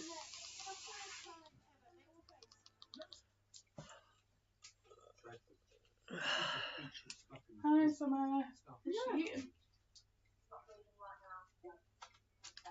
I don't mind Geordie's coming in. They can,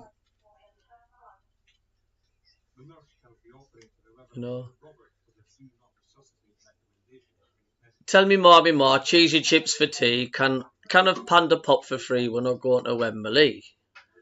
Is that it?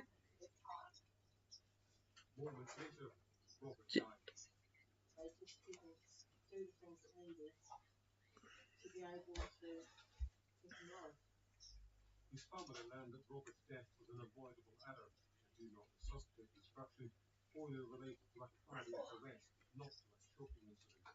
The ambulance should have Hey, just think of the money you'll save. There's still people coming on my channel. Fingers crossed we can push for promotion next season. Ahmad is leaving. Ten Hag needs him. Proud of the lads, but frustrated tonight. We could do 10 hours better. Carry on. Sorry, Jacob. Just read the comments.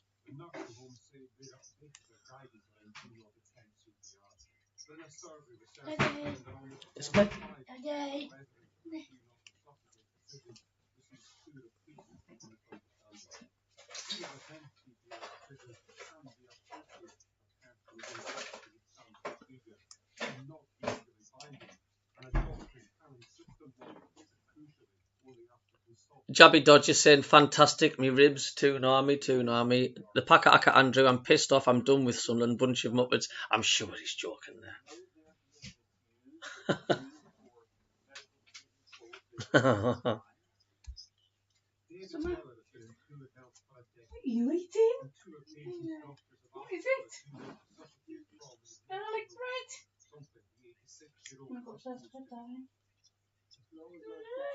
You finish your garlic bread and go upstairs. Have you got Caden's medal? You've got Caden's medal?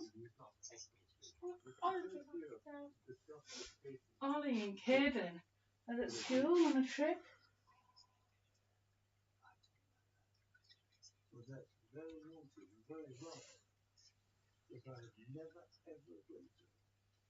David remains adamant that he opposes the DNR and has told his next of kin to advocate for him. For Wendy, however, it's all too late. He's not for 3 years.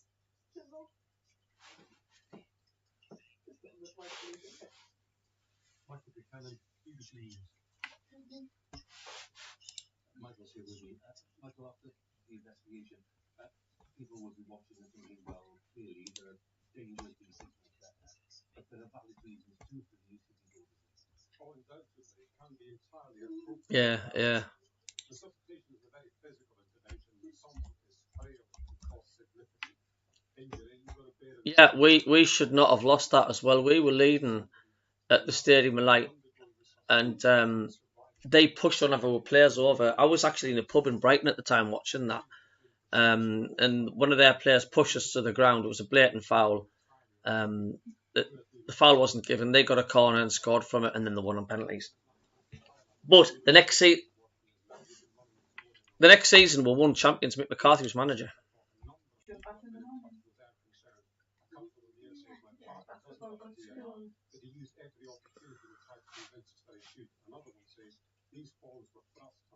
Yeah, I know.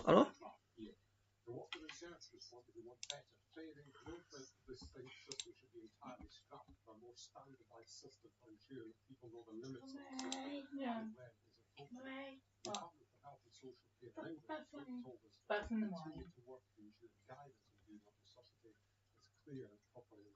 What do you think? What do you think done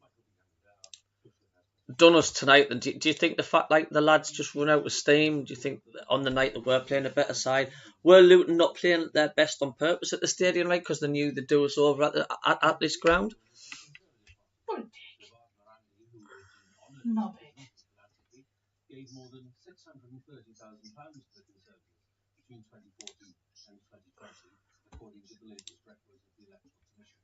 Mr. Morandi was not subject to any criminal action. He denies wrongdoing and says he should never have been publicly identified.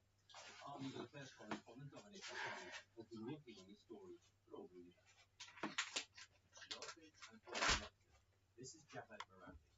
Involved in an ODE for services, business and philanthropy. He's been a major Tory donor, access to senior party leaders. One of Mr. Morandi's British companies is the famous design brand, the Conrad Shop. It's not involved in this case, which raised... Right, come upstairs, darling, we'll go to bed. Come on then. Yeah. Everybody a garlic kiss. The family head of Jeff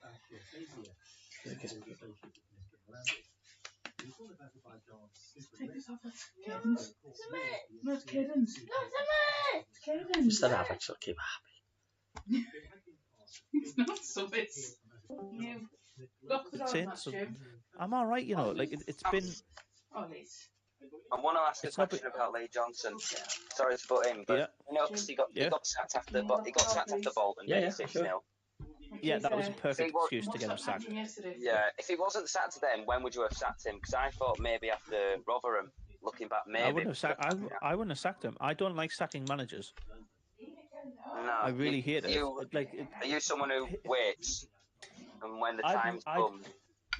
I think you should only sack a manager when they've lost 5 games in a row. I'll just let you know that your lads are now on live on my. Your lads are now live on my channel. I'm still streaming. I'm doing like the post match show and stuff. So I've just clicked on Discord on thingy. So they can hear you guys. They can hear you on my channel.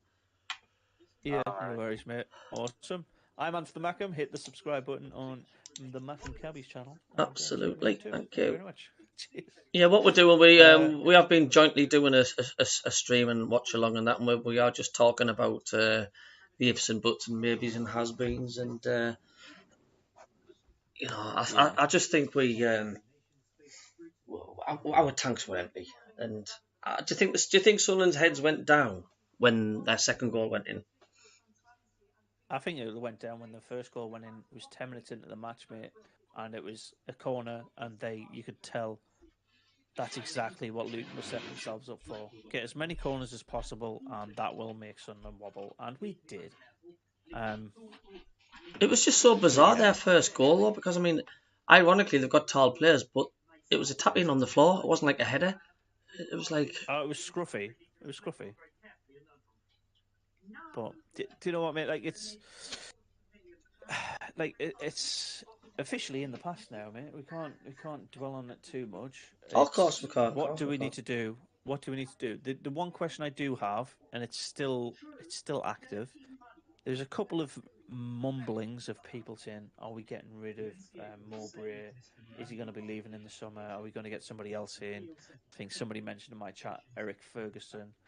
Somebody mentioned on your chat Wayne Rooney as potential managers, and I think I hate the rhetoric around we need to change because we lost one game. Like, what is that about? For me, if you lose 5 games in a row, you should be gone from any managerial job, regardless of which league you're in, and whichever players you have. You shouldn't be losing 5 games on the bounce, especially in professional football. Maybe if you pick up a couple of draws here and there, you may get like 3 points out of those 5 games. That's a little bit embarrassing too, but it's not sackable. Your dad's dildos just said we were too defensive tonight. We sat back too deep. And the Packer Andrew says Luton knew from the kickoff they had a game plan. Oh yeah, they were smart. They played it really, really smart. Yeah, this is your show, mate. You want to lead it? I'll answer the questions you come up with. No, it's fine. It's fine. Well, I'll do some digging on your channel to make recommendations as well. As I said I would. Honestly, compared to when we lost the playoff final against Charlton at Wembley, the last time I'm out in Division 1, I'm nowhere near as disappointed tonight as what I was then. And same with the thing, just because of the fact how well we have done. We could have easily been a win. Are we in the wrong to be positive for next season? Are we getting carried away by saying, we'll get on automatically next season? I would have been a bit too naive there, do you think? It depends on that Tony Mowbray comment that I mentioned earlier, but it also depends on how many of these players are going to be still first team players next season, because we are going to definitely recruit, right? The only players that are leaving us is Gelhardt, Diallo, and who else is on loan that started for us tonight? Mishu? What I say, DJ, is we've got to be patient and wait for our time to come when it is time. Because if we're in the Championship for 4 seasons or something like that, we can't be too angry because it's the Championship. To be fair, that's even harder than League One, to be honest. Look at Leeds; it took them 16 seasons to get out of the Championship. So. Yeah, and you've always got to compete with the 3 teams coming down from the Premier League, and it's. Well, actually, there's going to be a South Coast derby in the Championship, Plymouth and Southampton. That's a little derby, that, isn't it? But who knows? Maybe the owners will be quite content of us being in the Championship. I don't want to settle for Championship because that's not who we are. We're a Premier League club. I don't think we should settle for the Championship for the rest of our lives. We belong in the Prem. Belonging, I think that's a little bit of it's where we desire to be. We don't deserve to be there right now because of how poorly we've managed the club over the last couple of years. I think our fan base expects us to be there because... Luton fan, no problem, mate. Thanks for tuning in. Cheers, log on. We've just got an absolute passionate fan base, and if you were to rate clubs in England based on fan base, we should be in the top in the top 20 teams, without a shadow of a doubt, of most loyal and supportive teams, supportive fans. It's as simple as that. Don't get me wrong. There's other clubs that have passionate fans that are smaller than us, in terms of just like stadium size and what's it called, catchment area of fans and stuff like that. But you've got to make the understanding that most clubs that are successful now are successful because club has pushed the right ownership, the club has pushed the right people to be in charge. A really good example of a catchment area that has a huge potential fan base but is absolutely woeful is Birmingham City.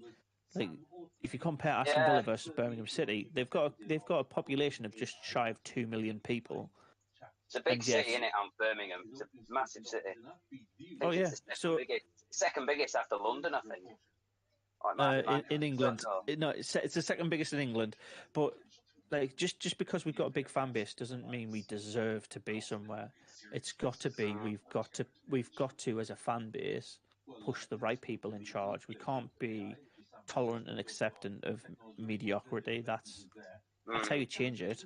That's how you change it. What I want to be when we're back in the Prem, mid-table Premier League club, like we were when Steve Bruce took over.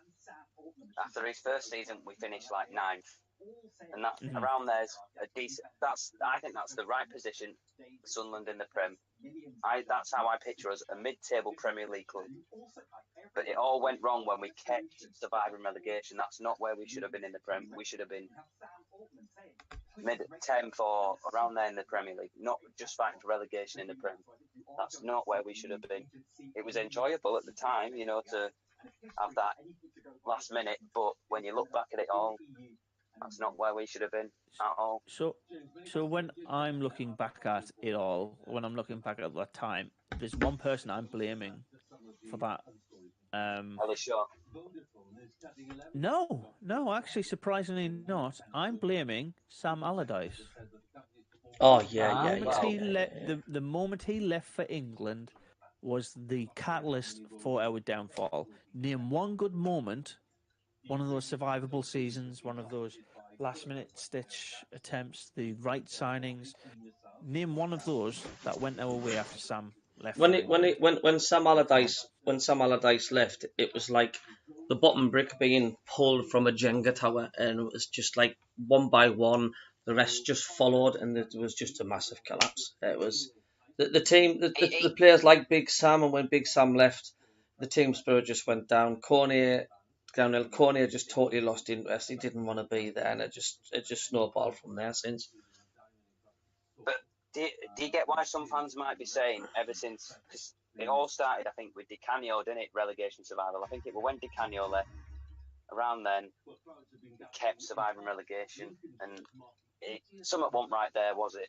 If you keep surviving relegation every season, something's not right, is it really? I'm just going to catch up on the chat here. The Luton supporter, LOL Good, says, do you think Luton will go up? I think they're strong favourites to go up. I think they're a well-organised, strong, physical side.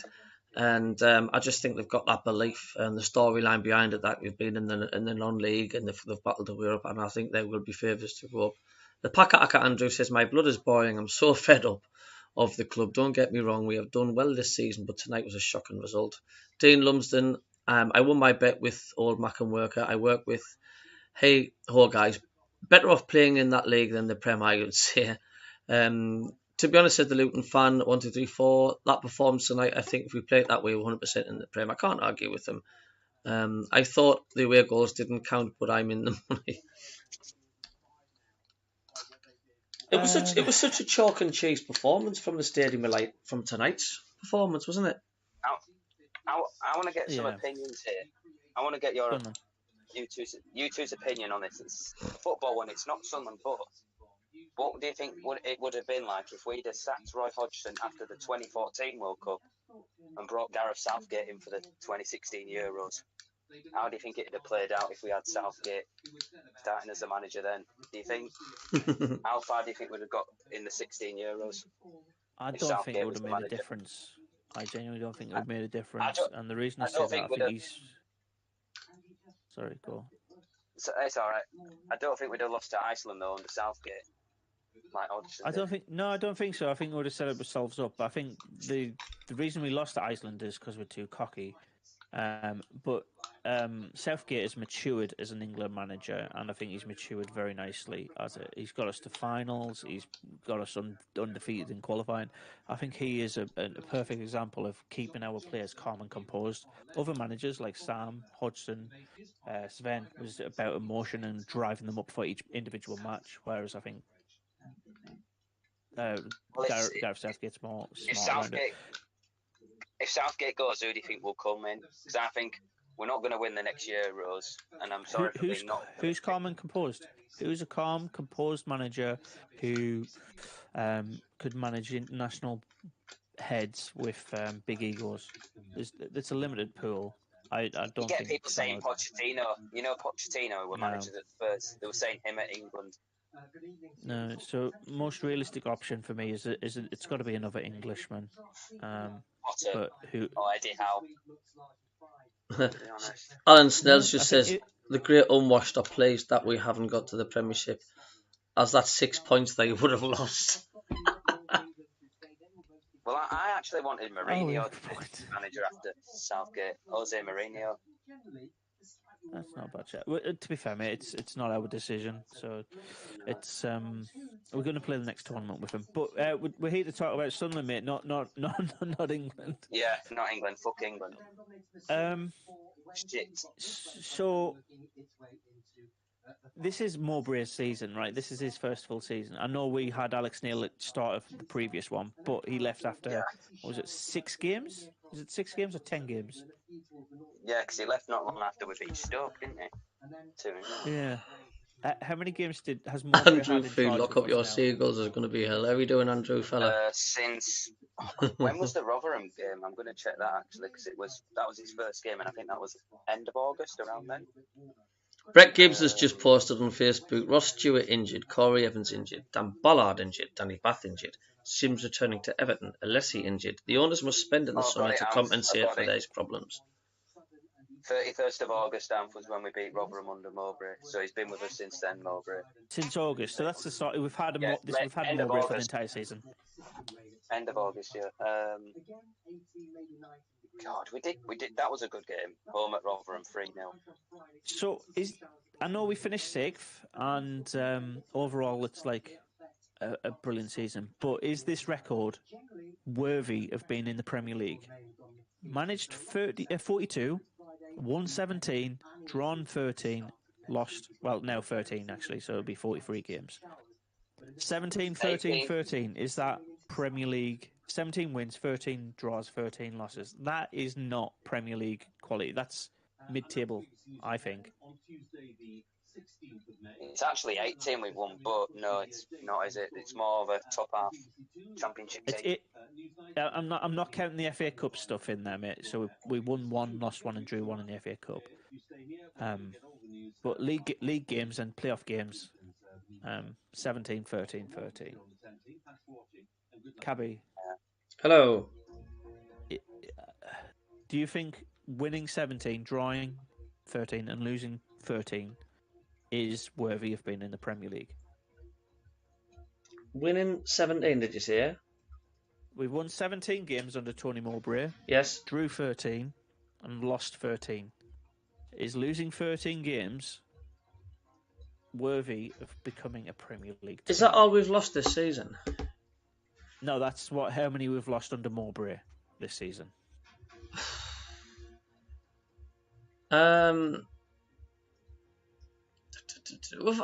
It's difficult. I mean, it's our home form's screwed us over this season as well, and injuries and stuff. I mean, I'm not gonna blame up Mowbray and things like that, you know. But in comparison, Luton have lost 8. Yeah, all season. The way we were set up and the way we tried to strengthen in depth, doesn't deserve to be in the Premier League, and that's why it's been such an amazing achievement that we're in the playoffs tonight, because how the hell we've managed it. But no, absolutely not. And I think this, I think another season in this division is needed. And like I say, I mean, usually I'd be absolutely gutted, but I'm not. I mean, not because I'm not a Sunderland fan. It's just the simple fact because, right, deep breath, breathe. Let's rebuild.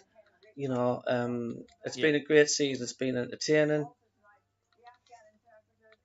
Do you know what? I'm gonna throw this curveball in here as well. I think we would have performed the best against Luton Town out of all of the teams that were in that playoff chasing pack.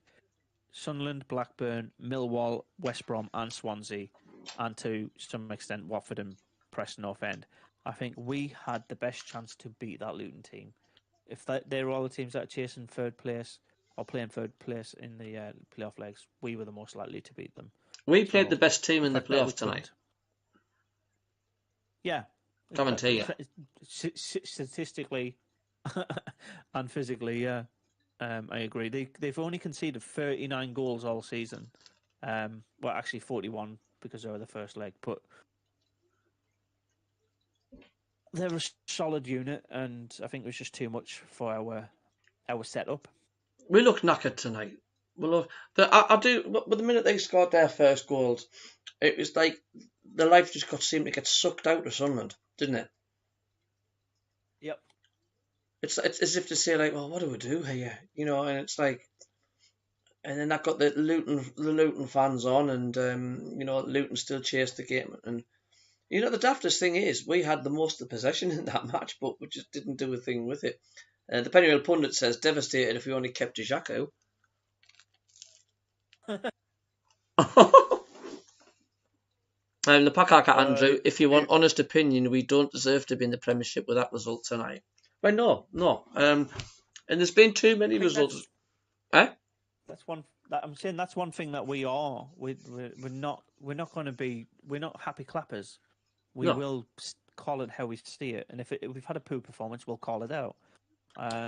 If we're buzzing because of how well we've played, we'll tell you. But if we've had a disappointing performance, that's what we do. If that was a Geordies tonight, the bed sheet to be out. Yeah, they'd be calling for Mowbray's head. They'd be saying this player's not good enough for the shirt. Like I said, it takes like 5-6 games on the bounce to have that kind of consensus. This player's not worthy of wearing a Sunderland shirt. Whereas one game against a much better team and we lose, that's, I think, still respectable. It's disappointing, but it's respectable, and that's all we're hoping for at the very least. Return to the Championship. The run leading up to these playoffs, I mean, we're unbeaten, was it, in 9 games or something like that? Like I said, we beat West Brom away, we beat Preston away, we beat Norwich away. And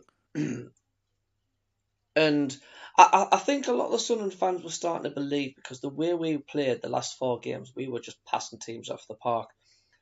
And there was just none of that tonight at all. It's almost like Luton were doing it on purpose at the stadium. Like the fact, like, right, we're 2-1 down. Let's just conserve our energy. If we can keep it 2-1, we'll get the bastards at Kenilworth Road. It's almost like, if you look at it now, that's what they were doing. You know, so even funny story. I know it's about Luton. Sorry. After on our way back, we stopped at the service station to charge car. Electric car, and when we went in, we were coming back out of the service station from toilets, and do you know what a Luton fan said to us? I think it were a joke, but he went, "Lucky baggers," in the southern accent. But we weren't lucky on Saturday. We were best team, to be fair. So, it's just weird though, isn't it? How we're completely dominated Luton at the Stadium of Light, and getting everybody's hopes up the fact, like, well, we played that good at the Stadium of Light. Then, you know, everybody was thinking, oh, we're favourites, we've got a good away form to go. Oxymoron. Oxymoron. It was just weird how it was like such a chalk and cheese performance. You know, I believe the longer that game would have went on, with Luton not scoring, the more the chances and the more belief that we would have. But as Anth says, within 10 minutes, that their ideal position was to score within the first 15-20 minutes, and they did exactly just that. They drew the tie back level straight away, just about. Didn't give a chance for Sunderland to settle, and they banged a goal. So you're not tie-dyeing any curtains then, DJ? I pulled the fuckers off. I've got put blinds up at the minute. No, just wipe your nose with the curtains. Use it as a tissue handkerchief, something like that. I've got still 17 people watching on the channel. They're still hanging on. They're probably listening to what we're going on about. And the Pennyman pundit, listen lads, I'm proud of this team. They've done great, especially Stuart Harvey, and Speakman's recruitment has been great, and Mowbray's contribution it has. What are you putting down to the chalk and cheese performance then, lads, tonight? Do you think fatigue? We're just out a few. Yeah, definitely tied from Saturday. So there's three things. I'm saying fatigue, respect, and physicality. So obviously we're too tired. Number two, we don't get in the faces of our opponents that much, and we allow them to play their kind of football rather than us forcing our game. So that we're showing the opposition too much respect in their quality, should I say.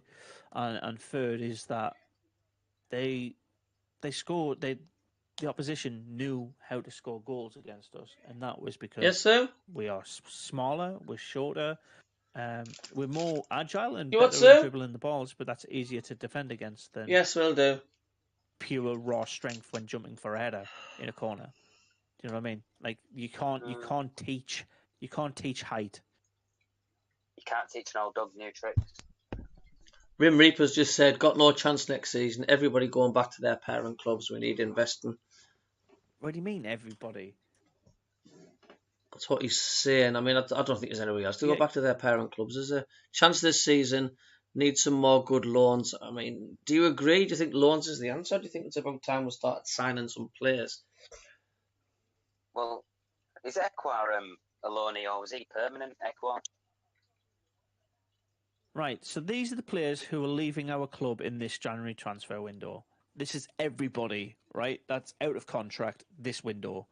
Joe Gelhardt, Amad Diallo, Danny Bath, Alex Pritchard, Ross Stewart, and Michu. Everybody else is still in contract until June next year. So, three players are loanees, Gelhardt, Diallo, and Michu.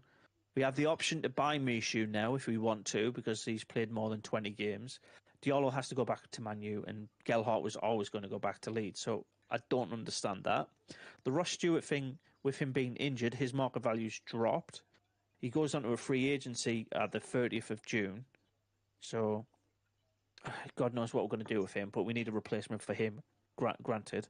Danny Bath, I think, will offer a contract extension, and Pritchard, I think, will either offer a contract extension or we'll sell him on. But I think we'll keep him because of just how passionate he is about our club, and he's a game changer. So, I don't understand that comment, to be honest. Pennywell pundit, only negative I can honestly say this season is Jacob's opinions. Wolves fan, CJ, welcome on the channel, mate. Unlucky tonight, lads. Looks like ex-Wolf Danny Bath was a huge miss. All the best for next season. And same to you, Wolves. Yes, well, without doubt. I mean, we've been saying this for weeks and weeks and weeks. I mean, Danny Bath and Bollard, they're just two huge tower pieces in the defence and stuff. And without a shadow of a doubt, Luton scored from two set pieces, and let's say they didn't score from open play, and I do believe if Bath and Bollard were on the field tonight, I think we'll be still watching the match playing extra time. I really do.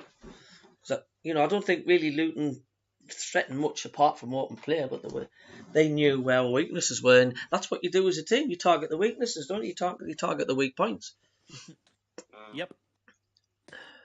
And that's what Luton did tonight. I just don't want any. I just want the Sunderland fans who say sack Mowbray, get Mowbray out to fuck off. Honestly, it's not going to happen. Sunderland fans saying that. I mean, Rim Reaper says, "I'm not bothered. We just got a bit too hyped up on that." I mean, you can't help getting carried away, can you? I mean, the way we have been playing. And so what happened Saturday? You couldn't help with the way we felt. You know what I mean?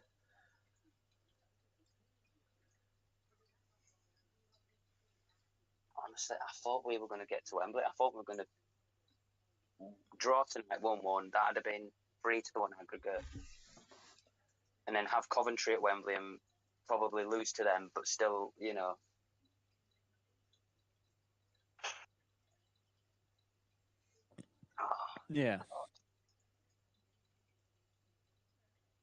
Yeah, I'd have preferred Coventry at Wembley, to be honest. I'm going to go through some player ratings here. Are you ready for these? Go on. Go for it. Anthony Patterson, 6 out of 10. No chance with either goal, but made one really good save in the first half. I remember that.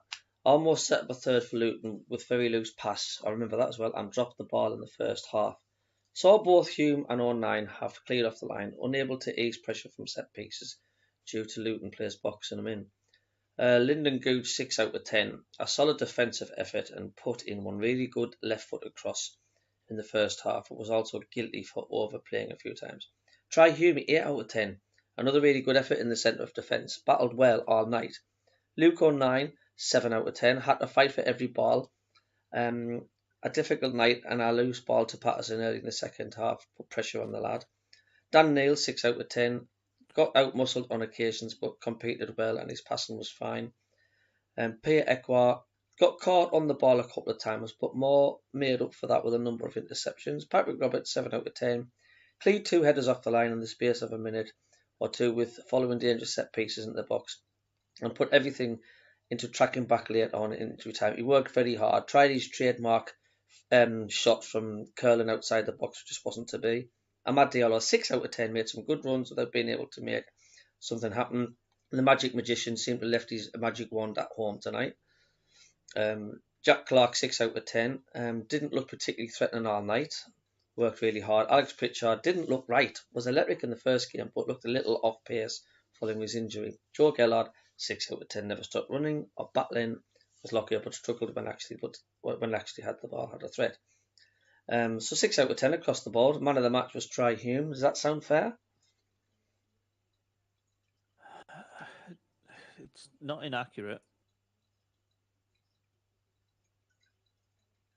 Tony Mowbray. So it's fair. I don't know if it's fair or not, but it's what they're saying is correct. But like the rating, I don't know if it matches. To be fair, some of them I think are a little bit generous, and some of them are a little bit stingy. But I think as an overall average, if you were rating our entire team in one go out of 10, what would you give that? Tonight's performance, I would give that. I'd say 5. I would give it a 4 out of 10, but I'm being harsh because literally they just had no fuel in the tank. They were outspent. But you've got to put what you see. I'm going to give it about 4 out of 10. There was nothing at all for Sunderland fans to get excited tonight. To cheer, to even think remotely we were going to score. It'll be a long drive back for the fans tonight from Luton. I can just imagine like how excited people were down on that journey, and that's how we prepared it back. Pennyman Pundit says Patterson isn't the answer. Nearly cost us 2 goals, and the lads he can kick in the balls. Notice every goal kick 2 defenders in the box. CJ, the Wolves fan, says, I heard Luton will have to spend 12 million to upgrade their Garden Shed Stadium to the English Premier League. Standard if their promotion is crazy. Aaron Flatt, any Sunderland fans mourning need to have a word with themselves. Overachieved this season. I don't think we've overachieved. I think we've achieved on above target, I guess. Sorry? Above our expectations. I don't know. I don't know if it's above our expectations. Like you said earlier, mate, we should be Premier League. Our expectations are yeah. No, I mean, best enough. Our expectations for this season, really, because no one thought we were going to be where we are now. So that's how I see it as, really. But, I mean, I said 10th. I thought we were going to finish 10th. But no.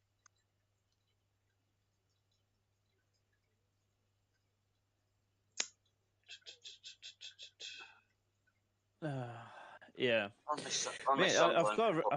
I said we were going to finish 15th. I've got a video to do on that one, like based on where I was going in before the season started.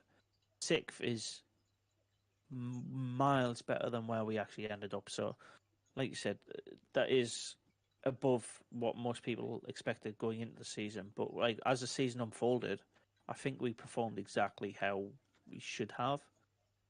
To be fair, no other club would fuck up against Luton. To be fair, do you think it would be good to stick with Tony Mowbray next season? Definitely. Yeah, definitely. I'm a person who likes to keep the manager Like I said, if you're not losing 5 games on the bounce, keep the manager. He's got a good relationship with the players as well, hasn't he, Mowbray? Yeah. He's like a granddad, isn't he? Granddad Mowbray. Essentially, football is 2 things. It's a people management game and it's a performance sport, right? If you do one of those things absolutely terrible, doesn't matter how well you do the other one, it just doesn't work. So if you manage the likes of, if you look at Man U after Ferguson left, like he had the players, he had the quality in the squad that Moyes did, but he just couldn't get a win for love nor money because he didn't have the backing of the players.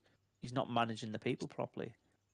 But to the other end, if you have poor players but a good people manager, you can excel in any team. So Rimrick was saying Tony Mowbray is a great people manager. Rimrick says our aim was to stay up to the class to get where we are. Aaron Flat says people totally overlooked Luton Town badly. I think people were just getting carried away the way we outplayed them at the Stadium of Light, and I said we'd lose 3-0 tonight. I mean, people are thinking like, well, why? I don't know. I had this feeling that the third off top for a reason. Do you know what I'm saying? And it's like, I just had that feeling. I didn't want to promote it too much, it'd be too negative. I just thought, our good one's going to come to end soon, and it was a really difficult task tonight. Mate, we've got 978 comments on our end of season post on Sunderland's post. That's ridiculous. That's insane. Oh my god, you fucking rent-free bastards. You know what? Somebody called Toon Talk puts a Newcastle player laughing at a training session as his gif. At least they're still a proper club respected by everyone, unlike your oil club that no one respects. Well, I'm going to end the stream now anyway, lads, tonight. Who do you prefer, Sunderland or Newcastle? Most would actually say Sunderland. So I'm just going to end the stream tonight. I'm just going to say thanks for people who tuning in, and thanks for listening to the post-match show and banter. So from Anthony Mackham and Jacob and myself, I will say good night, and sleep tight and don't let